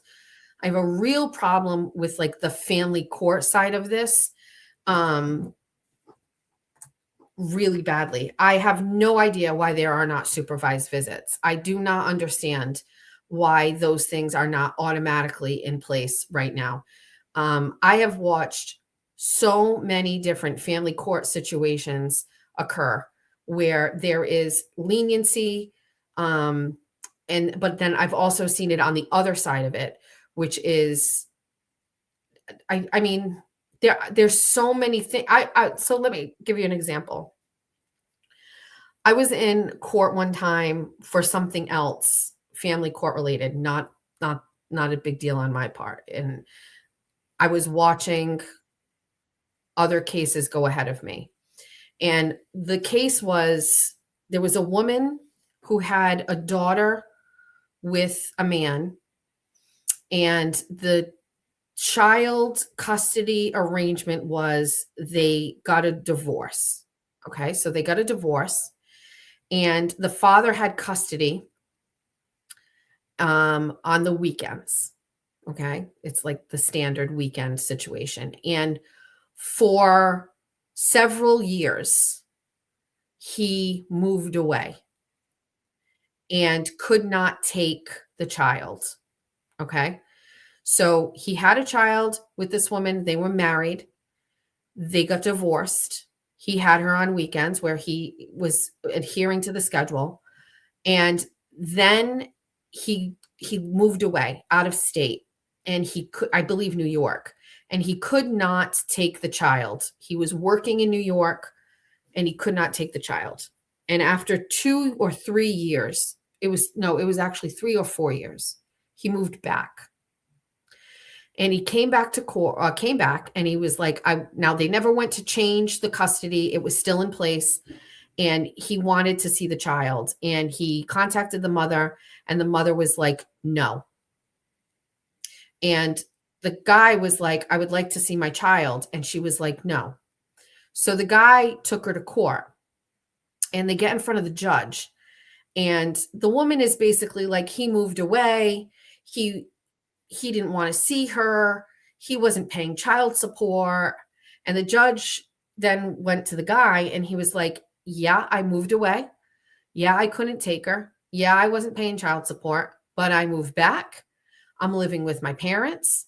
I'd like to take my child on the weekends and I'm working and I'd like to pay child support. And the judge was like, okay, and gave the father immediately that day access to the child for the upcoming weekend. And the mother was just like, no, no, no. And the court was like, yeah, she's going. Now, I thought that there should have been some sort of like buffer. Like, let's start off with supervised visits for a weekend. Like whatever. I thought that they should have done more, but they didn't do it. And right then and there, it was like, that was it. I've also seen situations where a judge has literally used the words, this child is not your property. It's not a piece of property. When a mother has fought back and said, I don't want you to have extra visitation or whatever. And like some judges can see right through that. Some judges are really great. Others are not. The fact that there has not been reunification between Kelsey and her infant child, it tugs at my heart in a way I can't understand. Motherless children is one of the cruelest things in existences on the planet. And it doesn't matter that it's an infant. It does not matter that it's a baby.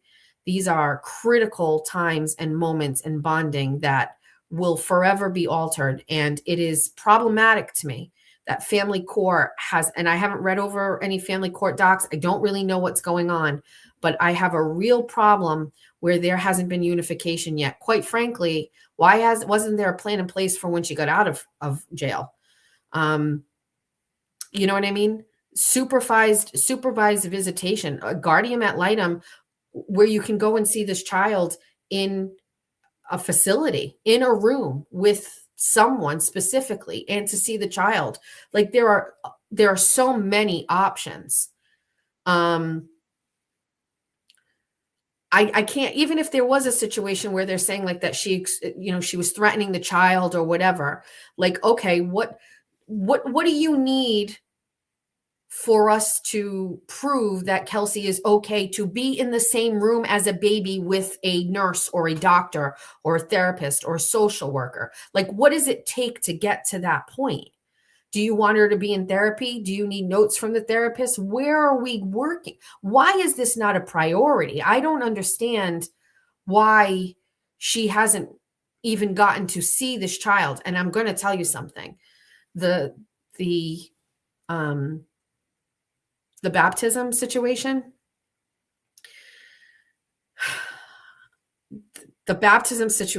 to me, when I read that, so Kelsey's ex had the child baptized without notifying her, or she wasn't present. I don't know the exact details. And I'm going to tell you that exact same thing happened to my husband. We found out that his son was baptized from a picture on Facebook. And that is parental alienation, 100%. What is currently happening from the day that he went and got that restraining order is parental alienation. They are alienating Kelsey from her child. There's no doubt in my mind. And parental alienation is a very, very difficult thing to prove because it's often not tangible. It's notions, it's feelings, it's subtleties, it's manipulation, but coming from a place of like caring and love. And it's very, very difficult to prove. And I happen to know quite a bit about this. And, I hate to be the bearer of bad news, but it doesn't always work out for the best. Many times the people who are doing the alienating win. Many times they succeed. They are far more proactive and thoughtful when it comes to decisions they make. And it's very difficult to prove. It's very hard for you to get in front of a courtroom and say, I just got this feeling. Do you know what I mean? And a one-time incident doesn't necessarily equate to parental alienation. It's over the course of time. But how do you do that? How do you say, well, in this year, this happened, this, and this, and then this, and that? It's unbelievable. We have navigated through that. And I've always said that is my husband's story to tell, but I can tell you the perfect example of parental alienation in a way that would make sense so that you get where I'm coming at. So some women will allow their exes to call their children and say goodnight or talk on the phone. Some women will not allow that to happen, and you would have to go to court and you would have to ask the judge for that provision. And if you have a fair judge, the judge will say, of course, you can call your child on the nights where you don't have the child to say goodnight, right? And the judge will say, we would like this to be just a call, say, how was school today? And how was your day?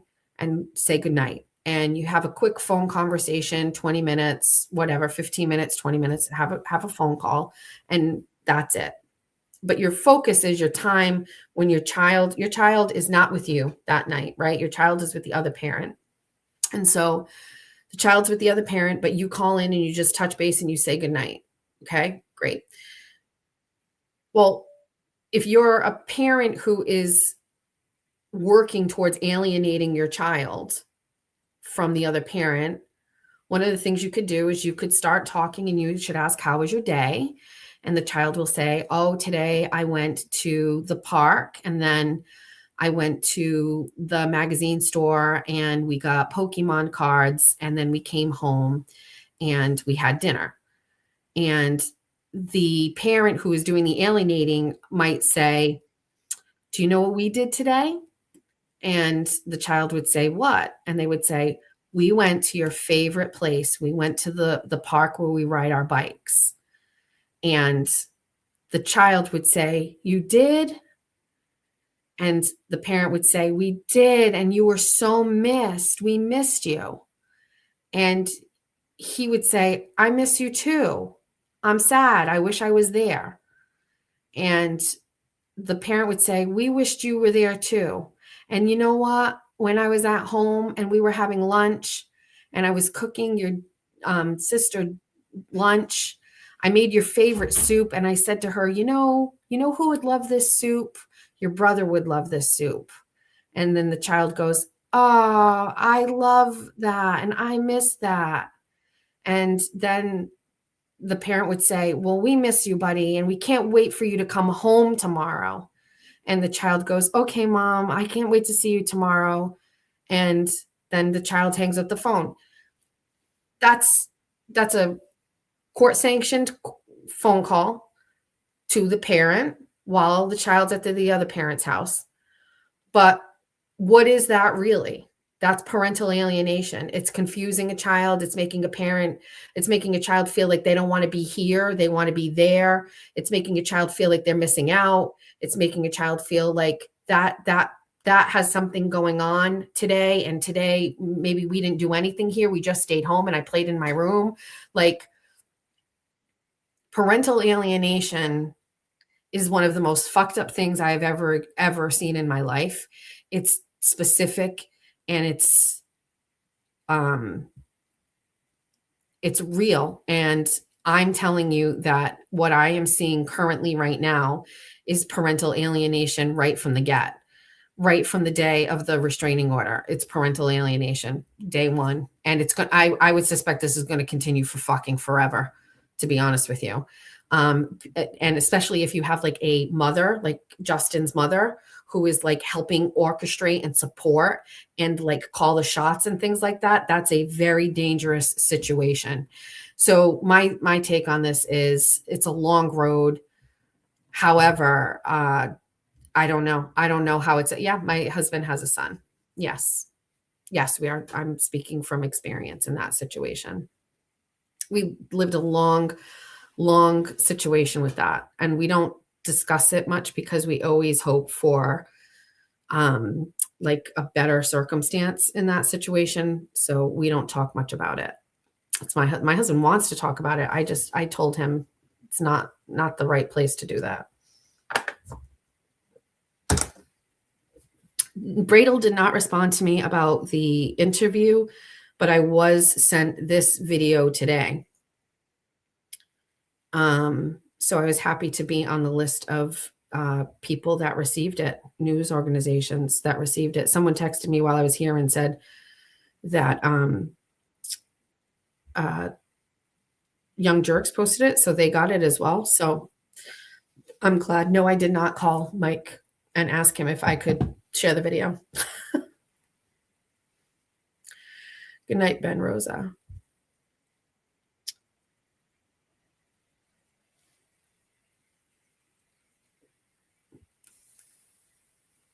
So yeah, I think the video is very, very sad. And I'm just wondering where is the reunification attempts at this point? And that's the other thing too. The parents not being allowed to see the grandson, also a huge, huge red flag too. That's also very, very, very common.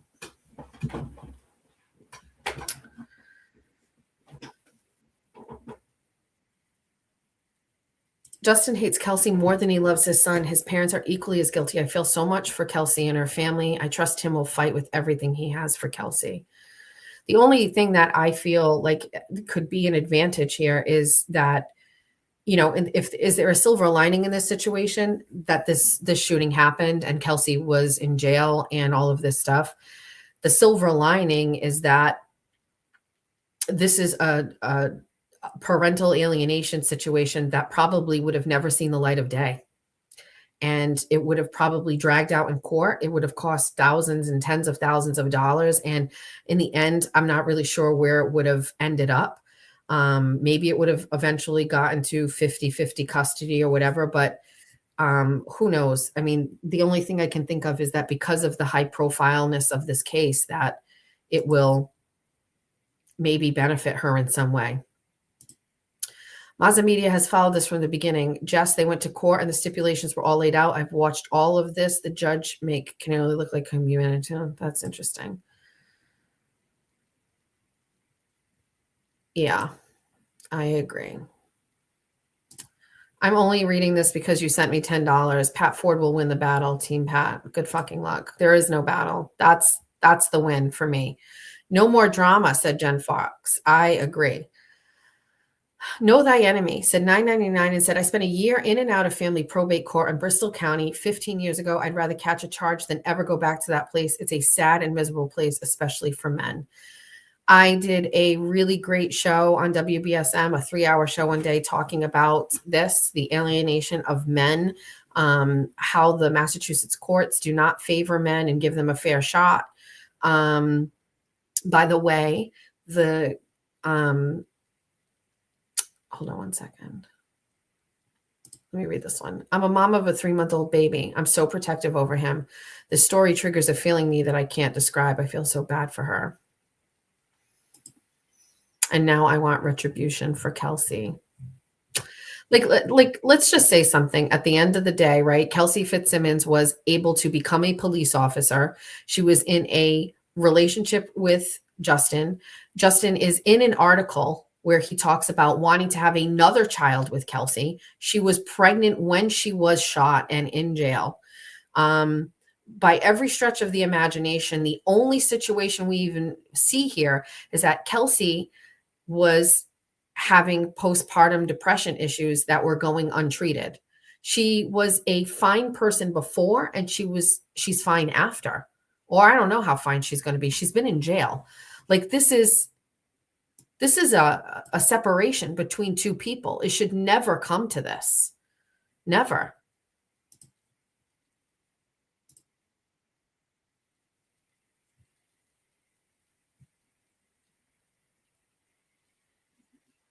I am too.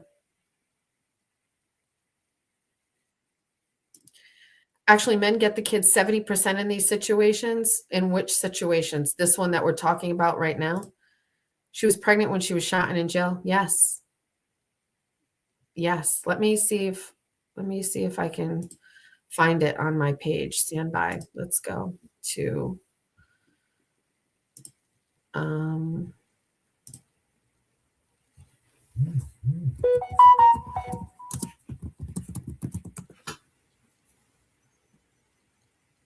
a source close to Kelsey Fitzsimmons has informed me that Fitzsimmons was pregnant when she was shot on June 30th and that she has since suffered a miscarriage. Let's read this. In an article published on Yahoo in March of this year, so this was in 2025, the former fiance of Kelsey Fitzsimmons is featured as one of 9 North Andover firefighters who each became fathers in a 9-month span. Justin Alain, how do you say it? Alian is quoted in the article as saying, quote, every time someone had a kid, my fiance and I would look at each other like, I think it's time. Look at those families growing. When the article was published, Fitzsimmons and Alasian's son was just weeks old. Elaborating on all of the children that will grow up together, Justin says, quote, he already can't wait to have more kids. Let's read the article below.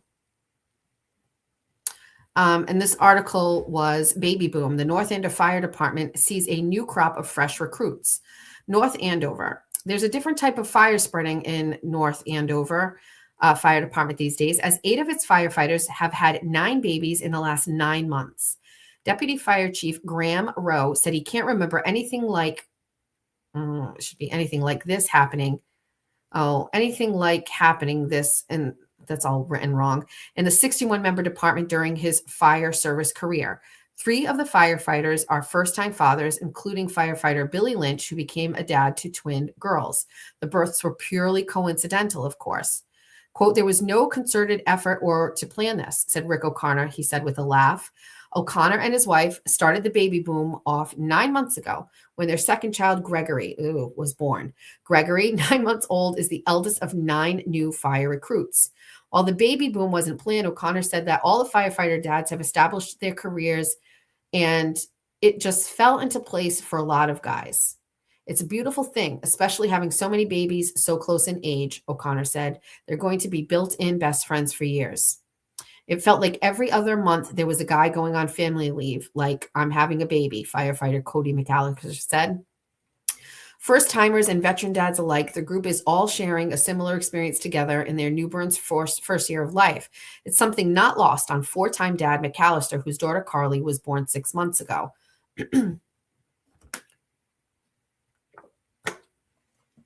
McAllister said he's watched as firefighter Justin Alayan has gone from goofy Uncle Justin to first-time father. Alayan has the youngest child of the baby group at 1 month old. Justin and his fiancée gave birth to their son Caden on February 16th.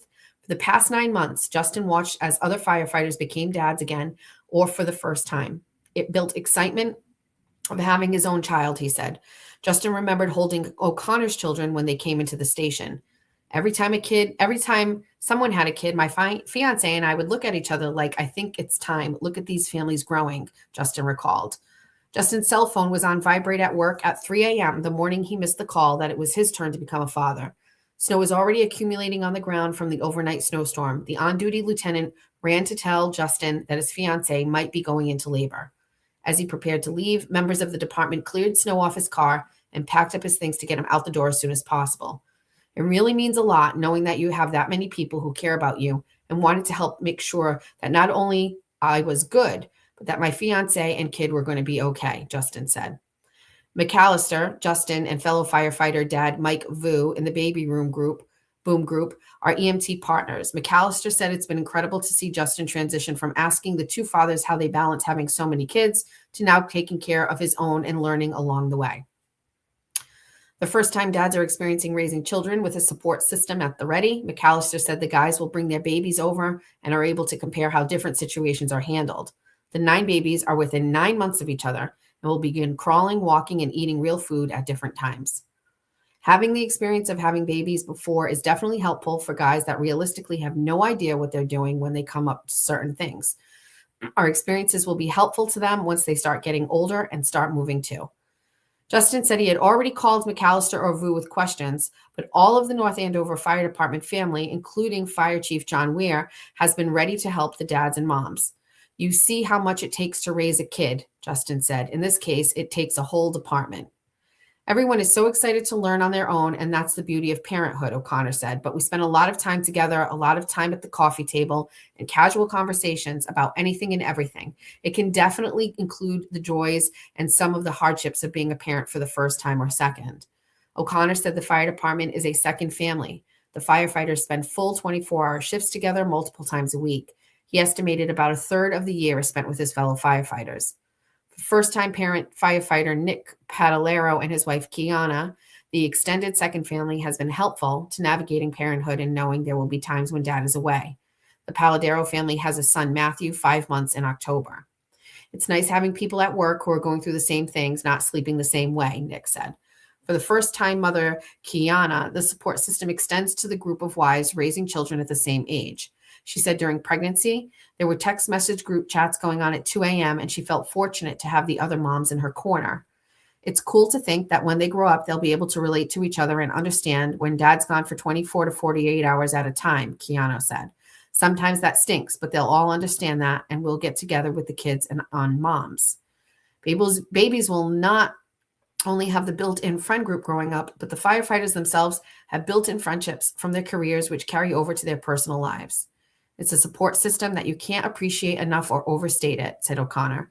This is just an added version where this is just an added extension where we're able to bring our wives and kids into the mix and have hangouts outside of work. Gregory is already captivated by the firefighters' lights. O'Connor's older son, Tommy, has replica turnout gear and wears it around the house. Now, Rory is old enough to hold a play axe in his hand, looking up to his big brother, Connor said. It's cool to watch them emulate it and get creative and play, O'Connor said.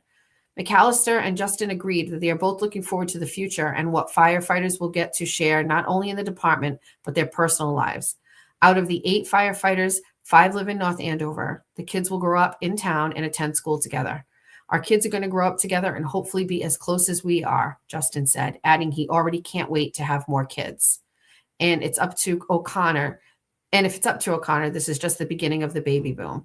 Hopefully there are a lot more healthy babies to come. This story was published on Yahoo Life, and it was published in March of 2025, which is literally just months before the shooting. So,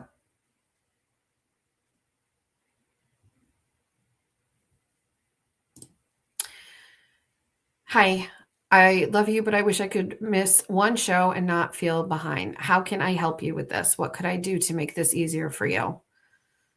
I'm not sure. Currently tonight, we're just talking about the Kelsey video that I shared on my X account tonight. I'm sorry. Send me some feedback and let me know how I can help you with that. So, just an interesting article, right? Isn't that like an interesting take? Hi, Lauren. Yeah, I know a lot of people have not heard this. Are you talking about the article? I shared this last year. I was kind of covering this, and then we had to abort.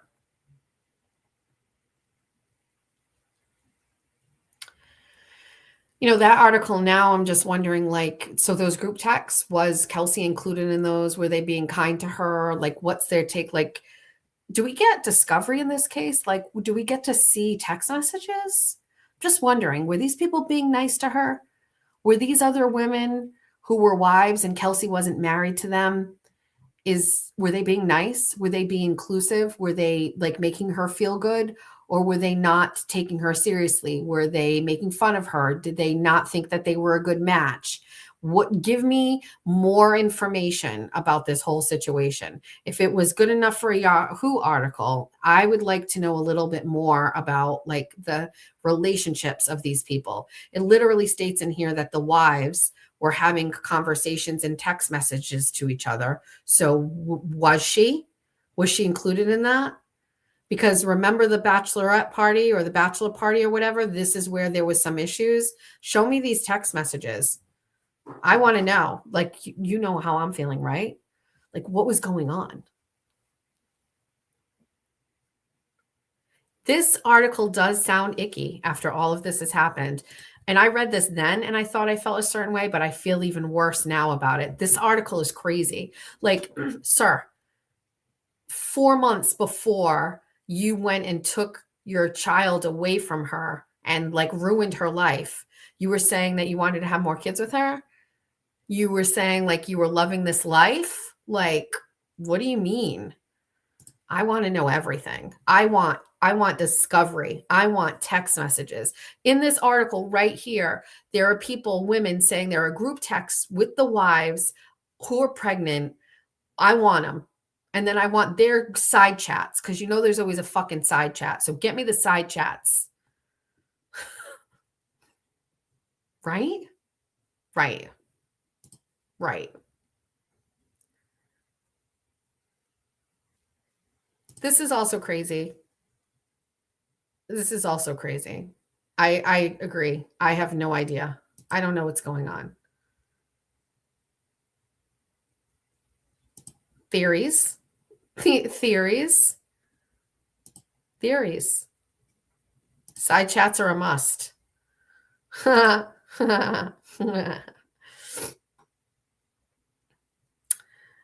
I don't know. I mean, I think it's just, there's a lot here. And you know what? You guys want to make a big deal out of it? You want a shooter? This is what you get. Now everybody's going to need everything.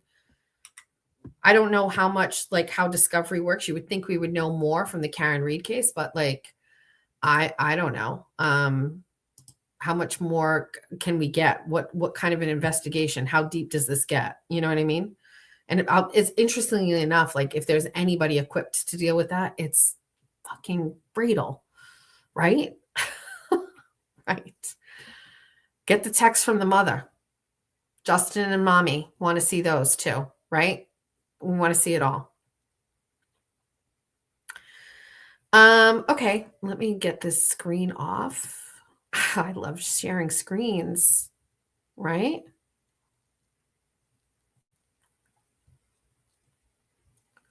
You want to read this? Kelsey Fitzsimmons has listed her home for sale. The father of their child has asked the court to allow him to attach a lien to the proceeds from the sale, stating in the documents he expects to get full custody of the child and does not expect her to be able to meet financial child support obligations. This stuff right here is just so dirty. It felt dirty right from the beginning. You know what I mean? Oh, look, and here's my closet. What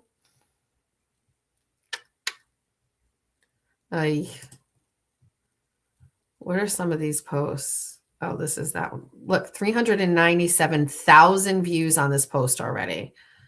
I'm just scrolling. I never get to scroll with you guys. What do you guys want to see? Do you want to, we're going to get going, but is there anything that you want to see?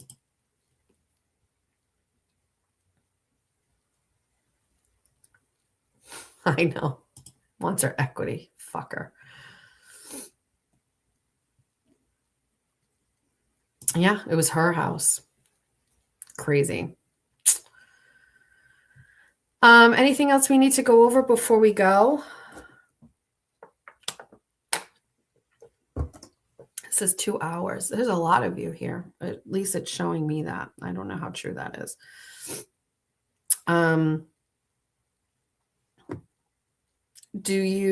Is there anything you need to discuss? It's not like it's your job. Hold on.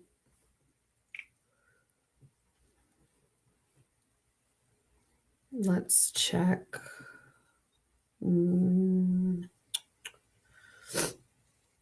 I do. I feel a little bit better. You feel better? I think, listen, it's not that I haven't wanted to cover it. It's not that I can't cover it. It's just that I don't know. I didn't have a pathway to covering it. You know what I mean? It sucked. It sucked. But I take it as a win that I got the video today, and then I can talk and elaborate more on it. You know what I mean? I haven't been able to do that. I think it'll take some time, but it'll work out for Kelsey the best that it can. When parents separate, no jury will convict her. No way. I 100% agree. I needed a little bit. This is very reassuring today to get this, and I'm very happy to have it. So you guys can help me out with this only because I am not the best with it. But you remember, I have this. Let's get this off the screen. Are we done sharing? Remove. We have this. This is my agenda. I plug in dates here. So whenever you see a date for something, please let me know, and I will put it in. Oh, look what we have on Friday. We have Aiden in Suffolk on Friday. So we have Aiden on Friday. And then what do I have in February? Any court? When's Kelsey's next hearing? Let me know. When you guys let me know. It looks like my nose is itching. Is there a nacho night on the 16th, on Monday the 16th, on President's Day? I have that penned in. And then I have meet and greet on the 14th, which is Saturday, March 14th. Family court already happened, but do they not go back? When's the next court date? I can look that up. Let's look that up.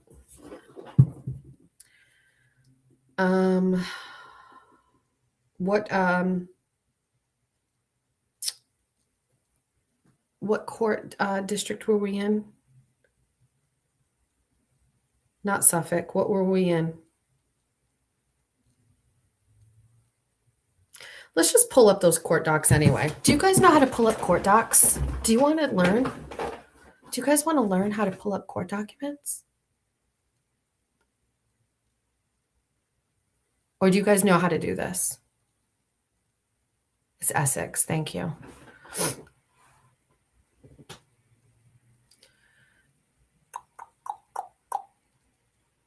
You guys know how to, or you want to learn? Okay, let's do something fun. All right, let's do one thing. Let's put this. Thank you. we can share things now. So, all right, you would like to learn. Let's go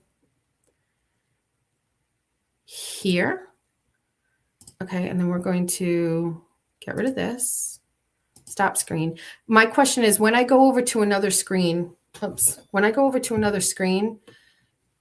do I freeze? I know that happens the other day. Do I completely freeze, but you can hear me? Is that what's happening? I just want to know because I haven't figured this out yet. But when I toggle to another screen, you can, okay, so I freeze, but you can, that's okay. All right. Well, unfortunately, I might not look it, but you can hear me. All right, that's all right. I'm fine with that. So let's go here and let's do this together. Let me show you some things. Share a screen. Let's do this. This will be fun. Okay. So you want to type in masscourts.org. Okay. So this is the Massachusetts website, okay, for court cases. And we will look these things up together.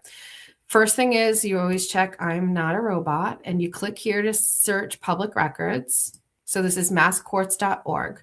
So let's choose a department. Do we want to do, this is Boston Court, this is District Court, Housing Court, Land Court, Family Probate Court, Superior Court. So let's do Family Probate Court. What court division? We want Essex, County Probate Family Court. So now you type in,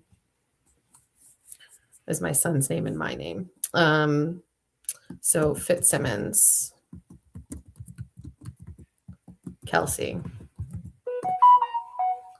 So now this is going to bring you to whatever open cases are here. Sometimes there's duplicates, and I'm not really sure how that happens. But oh, I see. This one is for grandparents visitation, and this one is custody support. So let's go to the bottom one here. So you click on this link, and now what you're seeing here is this is the case number. Here's Justin versus Kelsey. She's the defendant in this case. Here's Justin's attorneys. So you can see who is representing him right here. And then here's Kelsey. And in this case, she has attorney Julie Hess is representing her. So the first thing that started was in July. Let's click on this image. And these are all the court documents. So this is Justin. He filed his complaint for custody and parenting time.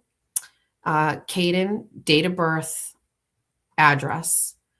And then he wants to prohibit the defendant from imposing any restraint on the personal liberty of the plaintiff and the child.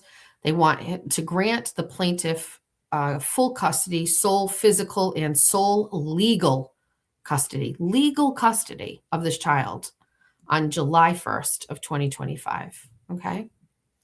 So let's go back to the summons, which is the next things. And this is just them showing that a summons was sent to wherever. Okay. Now go back to certificate of birth. That's redacted. This is an affidavit as to military service. So if somebody was in the military, this will tell you. Let's see.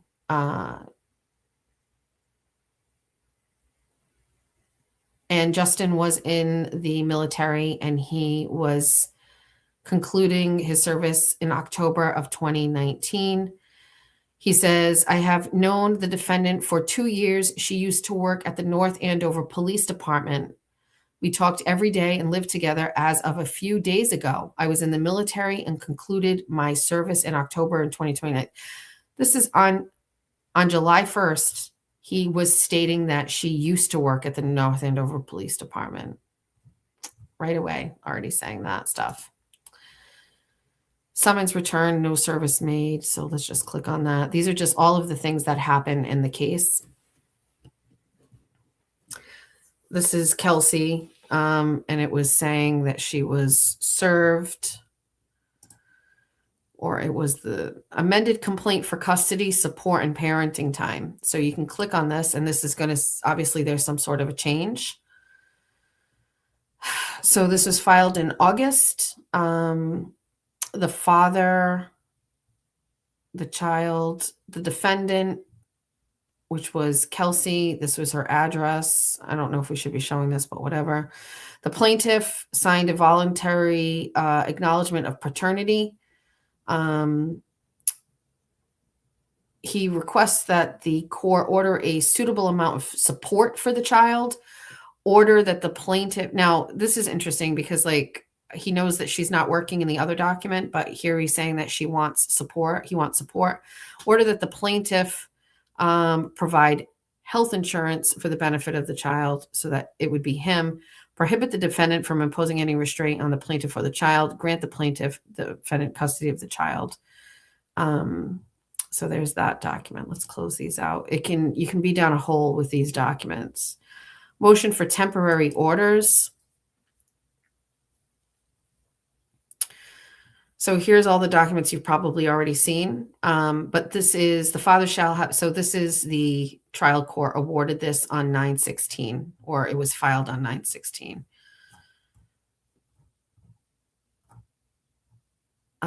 So this was a motion for temporary orders.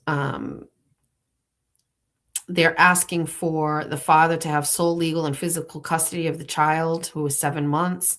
The mother shall pay the father child support. Health insurance, the father shall maintain. Uninsured medical costs, daycare. The parties shall share 50-50 in any and all childcare costs. The party incurred was crazy.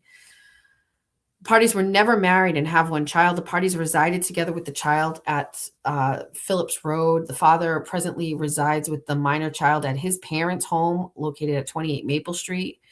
The father is employed as an EMT. The mother was formerly employed as a police officer. On July 14th, mother's law enforcement certification was suspended, not on July 1st when he wrote that other piece of paperwork. So he's like getting way ahead of this whole thing. On June 30th, the father sought and obtained an emergency abuse prevention order, granting him sole custody of the minor child and ordering the mother to have no contact with the father or the minor child. On July 1st, the father filed a complaint for custody. On about July 3rd, the mother was criminally charged with armed assault to murder, assault with a dangerous weapon, and assault with a dangerous weapon. As you know, 2 of those charges have been dropped, and it's just, I believe, assault with a dangerous weapon is what's left. So this just goes on. So anyway, this is where you can, and all of the new, so let's scroll all the way down. Temporary order. Well, let's scroll back up a bit. So go to the docket and event. So they're having a review hearing on February 25th. Is that correct? Let's scroll down and see what's going on.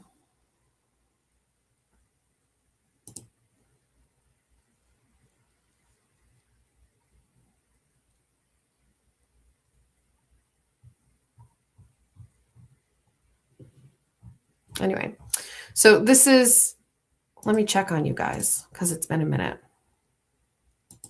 Are you guys are you following? I'm just coming back to check on you because I can't see you when I'm on the other side.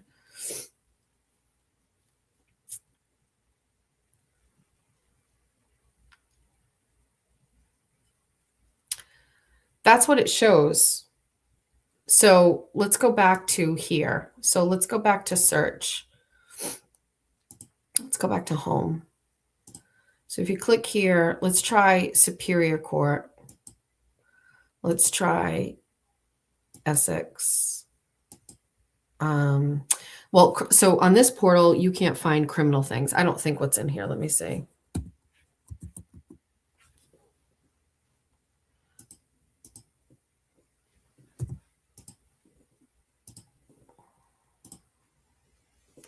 So here's the bail petition. So like the criminal stuff we don't get to see in this portal. You and I don't get to see that. Let me give you another example of something. So I'm trying to think. District Court.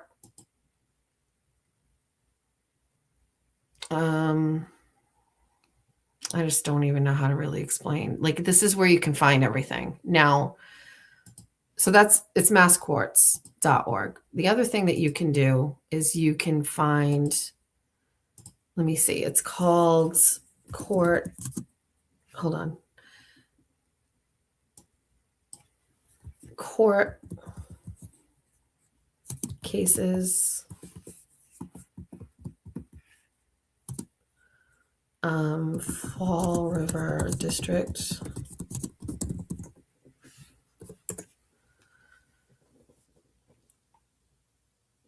So if you click here, wait, I think I got it wrong. Every day, here you go. So Fall River District Court, every single day, you get to see the list of who is going to be in court at a courthouse the next day. So here's Fall River for Monday, January 26th. Now, I don't know what this is going to look like because they were closed today. But this is where you can, if you're interested, these are some things I'm interested in. Sometimes I see things on here that I've never seen before. So here is what it is, pretrial hearing. Here's where it is in the courthouse. Here's the party, and here's the judge, okay? So sometimes you see people's names on here, and you're like, holy shit, what's going on? I'm trying to think. Do I see anything here? I'm just looking at people, you never know.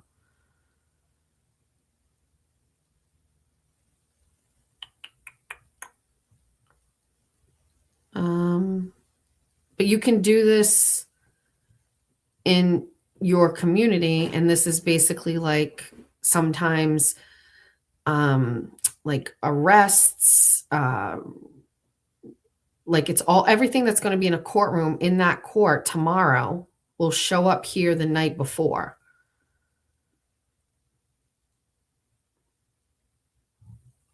So every court has this, and you can find it on here. Okay. Sorries. Anyway, that's how you look up court documents that are either district court, family court, housing court, superior court. Let's watch. I'll show you this. Let's go back to mass courts. Let's look up in superior court. We do Bristol County. Let's do, oh, it's not under Jacob Pothier. Hold on. It's under, shoot, it's on my other laptop. It would pop up. But this is where you can see like any court case where somebody's suing somebody. You know what I mean? Like in superior court. It's very interesting. Also, fun fact, my other favorite website, masslandrecords.com. Hear me out on this. You can like look up people's houses, right? Anywhere you want. All you have to do is go, and you can do it by different ways. You can check by their name. You can do a property search. Let's just check. Let's do it by property search. Let's look at my old house where I grew up, 912 Maple. So you can click on, this is 912 Maple Street. What's happening here? All right, so this guy, Ernie, he still owns it. He's owned it for forever. He's forever, but you can scroll back to before the second page. Look, 1984 is when my parents, is this one? Yeah, look, Greg and Donna, 1984 is when my parents bought it. Look how much their mortgage was for, $47,000 in 1984. And then we sold it in 1992. Right? No, I thought we sold it in 1991. Anyway, that's how you look up people, right? On masslandrecords.com. Very good options for looking up information about people. Mass courts. And yeah, it's frozen because when I'm sharing a screen and I'm looking at the screen, I can't. All right. Are we done? I feel like we should have changed the title, Kirk, Come Get Your Men. Like there's a certain point where we're no longer talking to you, Kirk. This is just more stuff we do here. Sorry. Was it frozen? Oh my God. I just realized, I was on a completely different, what an idiot. Guys.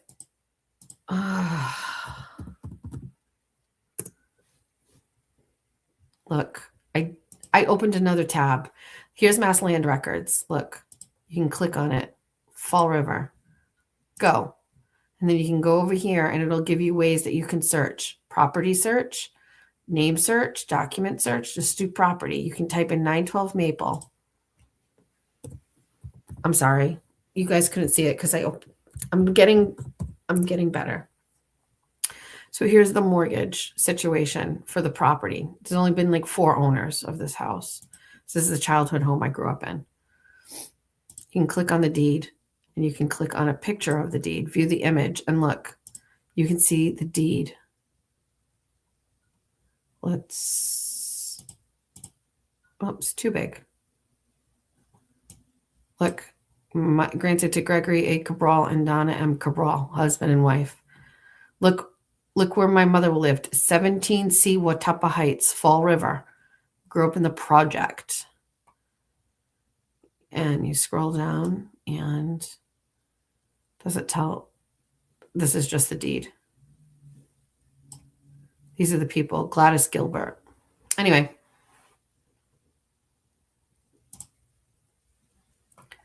See? You can see the tab. You can see all of these things.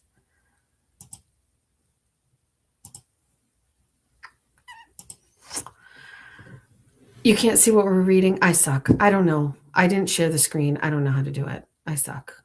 Baby steps. Okay. All right. It is 10:30. Tomorrow is Tuesday. We have 24 and 24 in the morning. I have to go do something political tomorrow night. If anybody's interested in hearing about it, I'll tell about you tomorrow. Just what kind of a relationship do you have with your mom now? My mom lives with us.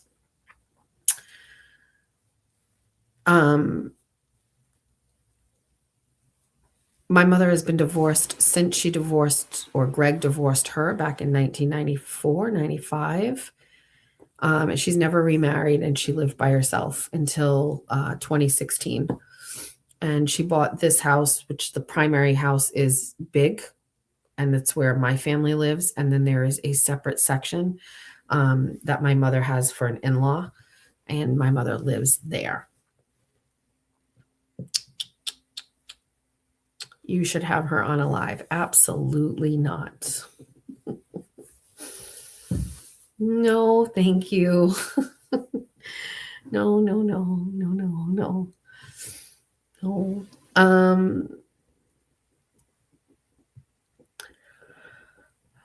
I could do it again. I'll do it another time. What time is 24 and 24? It's always at 7. Oh shit, tomorrow there's no school for Georgia, so we're not gonna go. What do we do tomorrow? I don't know.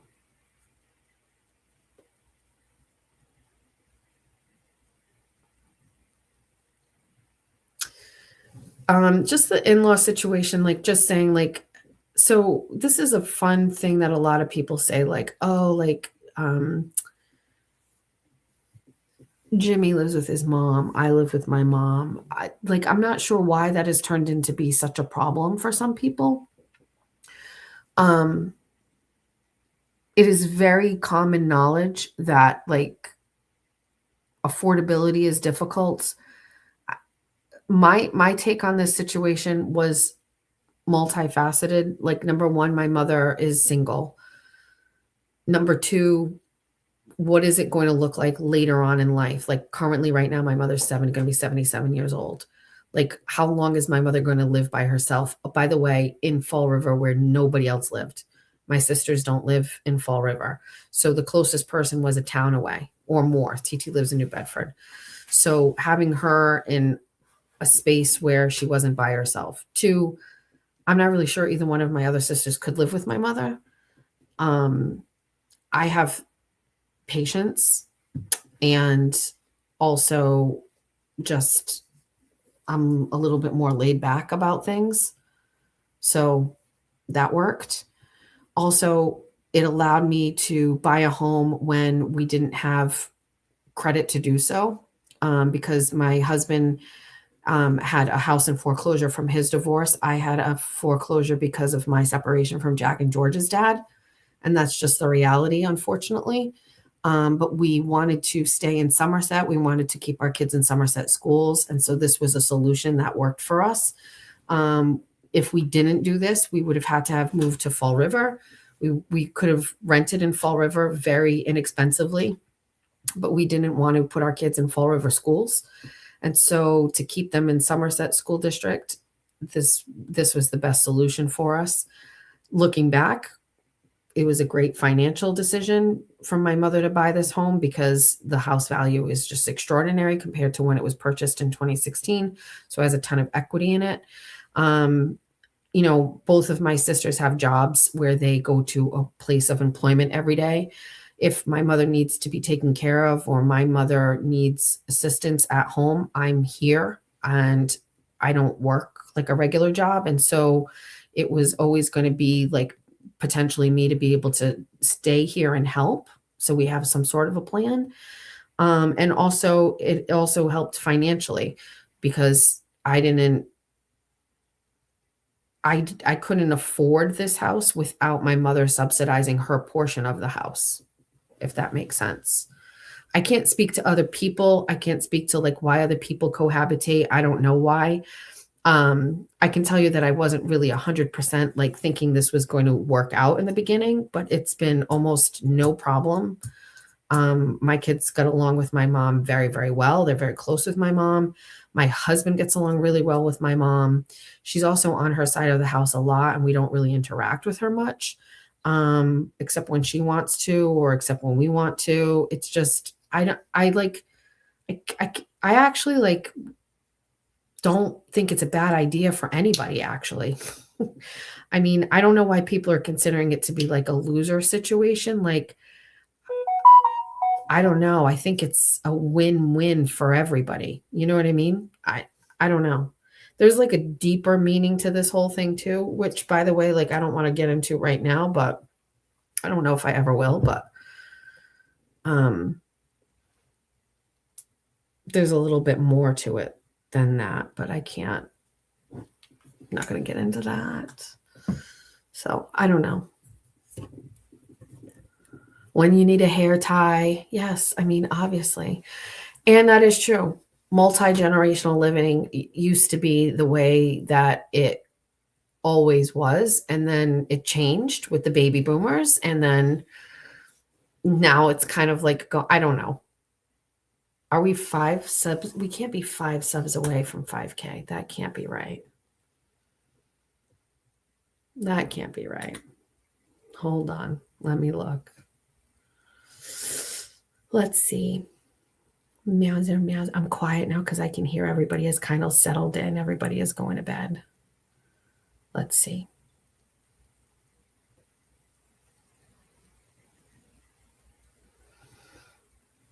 It shows 50. I'm at 9,950.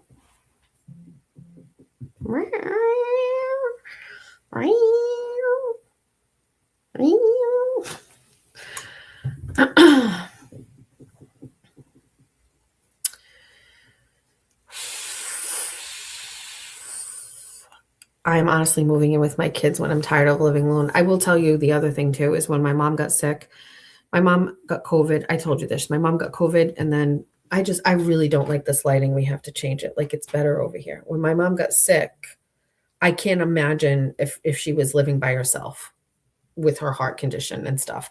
I can't imagine. I mean, there have been times where like my mother's not feeling good. I drive her to the hospital at 2:00 in the morning, like, and I'm here. You know what I mean? Like it's very, very convenient. And also like as she's getting older, there's more and more stuff that she does not have to do for herself. She's very lucky. My son lives here. Georgia lives here. So there's always a teenager or my son who can come and grab her groceries, bring her laundry. Like she doesn't have to do that stuff anymore. I can see it happening more and more and more lately. She's been asking for help. So we had to like kind of have that conversation where it's like my mother would kind of like, she would be struggling, let's just say bringing her laundry upstairs from the basement.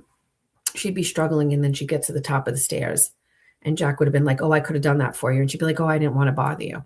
And I was like, well, it actually makes him mad because you're coming up the stairs struggling. There's no way he's going to know when you're doing that or whatever. So like, let's have a conversation where all you have to do is say, Jack, at some point between now and then, can you go down and get my stuff? Like have the conversation.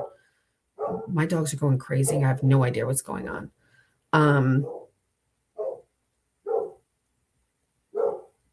What are we barking at? Now they're running. Just your ratio, looking at how many subs versus how many people watch show is like a 95%, which is so good. I don't know what that means. Explain that to me in regular talk.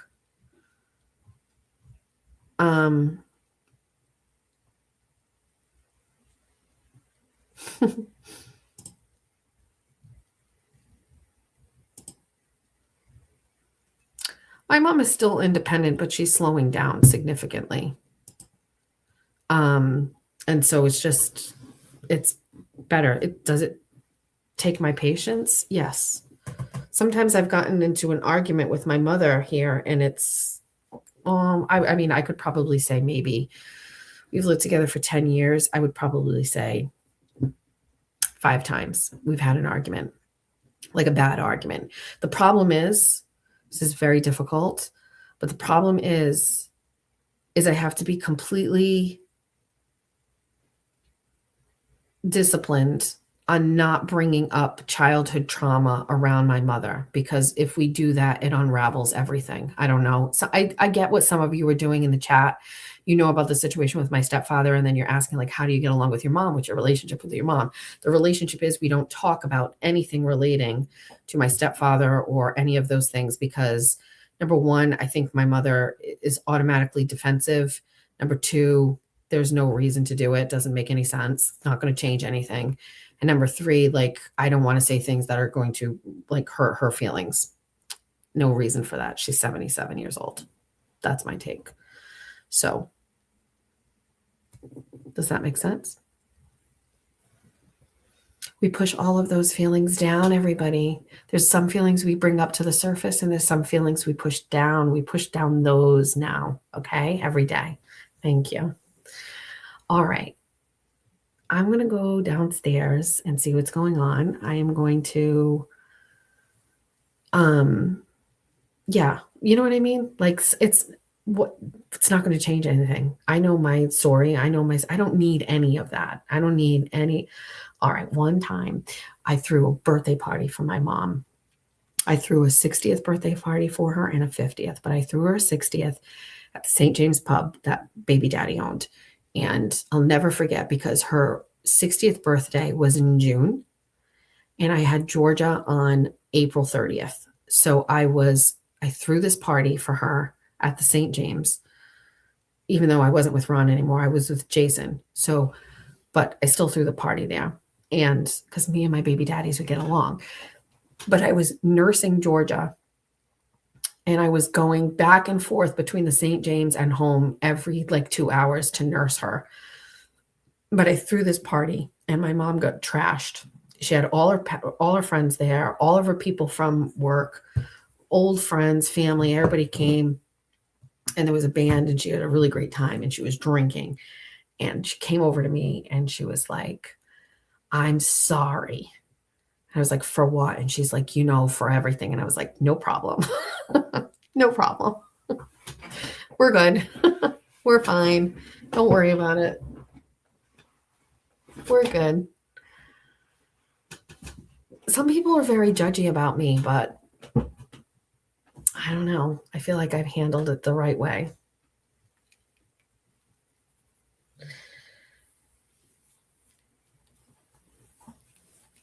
All right.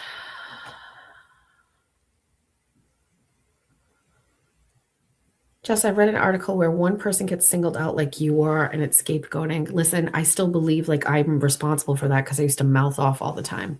I don't want to get into that. We're not going there today. We only have those conversations when we're not on camera.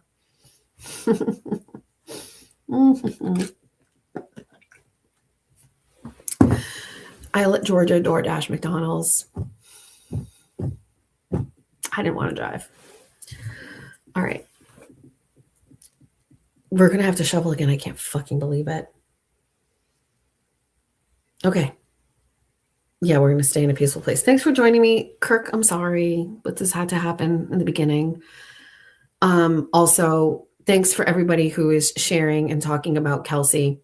For the past month or so, I've wanted to kind of get back into the case. I went to the last court hearing. Courtney, if you're watching this, I appreciate that I was placed on the list to get wait, how bad is the snow outside? Hold on, wait.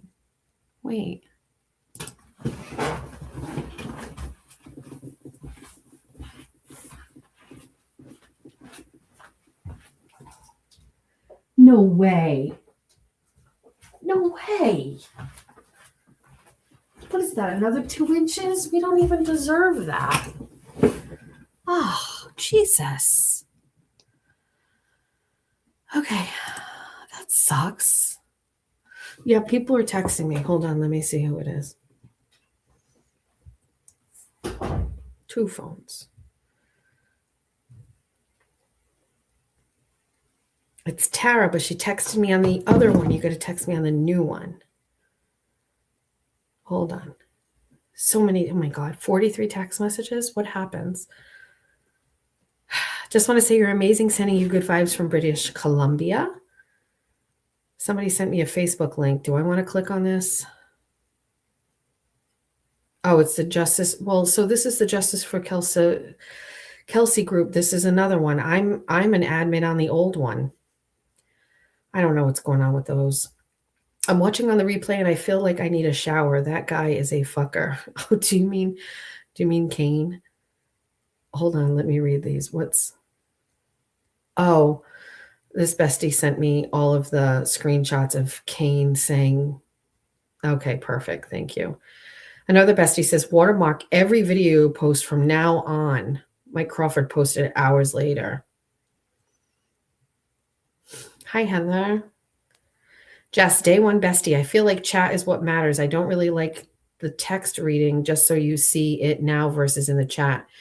Oh, you texted me to tell me you don't like me reading the text messages. All right. I think you're right. Maybe that is a little distracting, chat only. I don't know. Does it make you feel like you're not in on something when I'm like talking separately? I'll try not to. As I get another text again. Let's see if we have any super chats down here. The fact that you drove to Kelsey's court hearing, Bradel and team took notice and are rewarding you, Jess. Great first step. I'd love for all your energy to cover this more than anything else. I'm willing and able to do that. Happy to do it. It's a very interesting case to me. And I there has to be some sort of like a connection to stuff that I write about and things like that. Get more cell phones. I need more cell phones. So do I need more? Good news is I cleaned out all of the Pyrex out of this room because this room is just looking, tomorrow, I'm hoping we can do what I want to do, which is this half of the room. We're going to move the bed over there. So we have these things, and then this table can slide to the left and to the right. So this can be the Bunny After Dark. This can be the Jess Machado show and the political show. Like we have like a sliding desk that can go from side to side, and we can do our shows here. And the backgrounds, I got some stuff that I want to put up. So I'm very excited about it. Wait. They were before the ban. Yes. So like this is the wall here, right? But then we have this whole, I'll just show you. See, it goes all the way. There's Julia's old bed. You got this whole wall. So we're going to split this into two separate like kind of areas. And then we have this desk. And this desk can literally just slide this way and this way. And the chair can roll this way and this way, but we have sets. So we have behind me, we have this one, and behind over there, we have another one. And then on that wall, like the opposite of this one right here, that wall is where we can put this. So if we ever need to, we can do it here. We can pivot and turn the screen, and I can sit this way and the camera can go here, and we can have the Horizon social chart. Like we need to have complete flexibility. We need to be able to have, whiteboard's going to go on one side or the other. This desk could easily just turn and pivot this way. Like, you know what I mean? We've got so much, it's all here. It's all white. It's nothing. There's just some stuff of Julia's, some suitcases and boxes over on that side. There's also a desk over there. But that bed is going to go at the end, and then we're going to decorate. So for this one, for like non-Bunny After Dark, so Jess Machado show us, I got this like stick-on wallpaper, and I'm going to put it on the wall here, and then we're going to put the bookcase with all of our trinkets and things on it. And then on the wall, we're going to put the Horizon social chart on this side, so that way if we need to, we need to. Then we're going to slide it over, And on that wall is going to be Bunny After Dark. And it's going to be all of the neon signs, the Bunny After Dark one, the Don't Tell Me What to Do one. I got one that is cherries. And we're going to have Bunny After Dark is going to have all the neon signs. And then on the other wall like this, on that side, so we can turn the desk this way, we're just going to put up a TV screen. And that's for the political show. And so on the TV screen, we can put up some sort of a graphic or something like that. Does that make sense? Does that sound fun? Like the Meowser plate can go up. The Meowser plate is right here. So does that make sense? So we're going to do 3 different studios inside this room so that I can change, because that's really, now we have the equipment. Now we have the camera. Now we have the mics. Now we have we're going to get a different light. But now we have that. We can just, how long have we been here? Very long. It's been 2 hours and 45 minutes. I'm ready to go. But we're going to be able to move the desk and just slide it over, because now we never really rebuilt the studio. You know what I mean? Like we just kind of went with it. But now it's time to do all of those things. So yeah, so that's it. So that's like, hopefully like over the, you know me, it takes me a long time to do things because I'm slow. Okay, want to go tonight? We are all sleepy. I am always, well, you don't have to stay here. Jesus Christ. You're sleepy, yet you're here. You don't have to be here. The room is perfect for it. It really is. Best part, I'm in sweatpants and slippers. Okay, let's go to bed. See you in the morning. I don't know what time 24 and 24 is going to be. I don't know. If the fucking roads are bad, I'm not going to get up and go get coffee for no reason. So we're just going to do it here. I don't know. I don't know what to expect. I have no idea. I'm going to go see Skip. Is he awake? I'm just going to go in and say goodnight to Skip. It's my comfort show. Thanks for joining me. Bye. You hang up. Yeah. Yep. Totally. I wish somebody could have told me this on the first day when I was in my deep bed depression. All right, let's go see what's going on Skip's channel and say goodnight to Skip, and then we're going to bed. It's 10. Oh, it's fucking late. All right, good night. Bye, guys. Love you. Bye.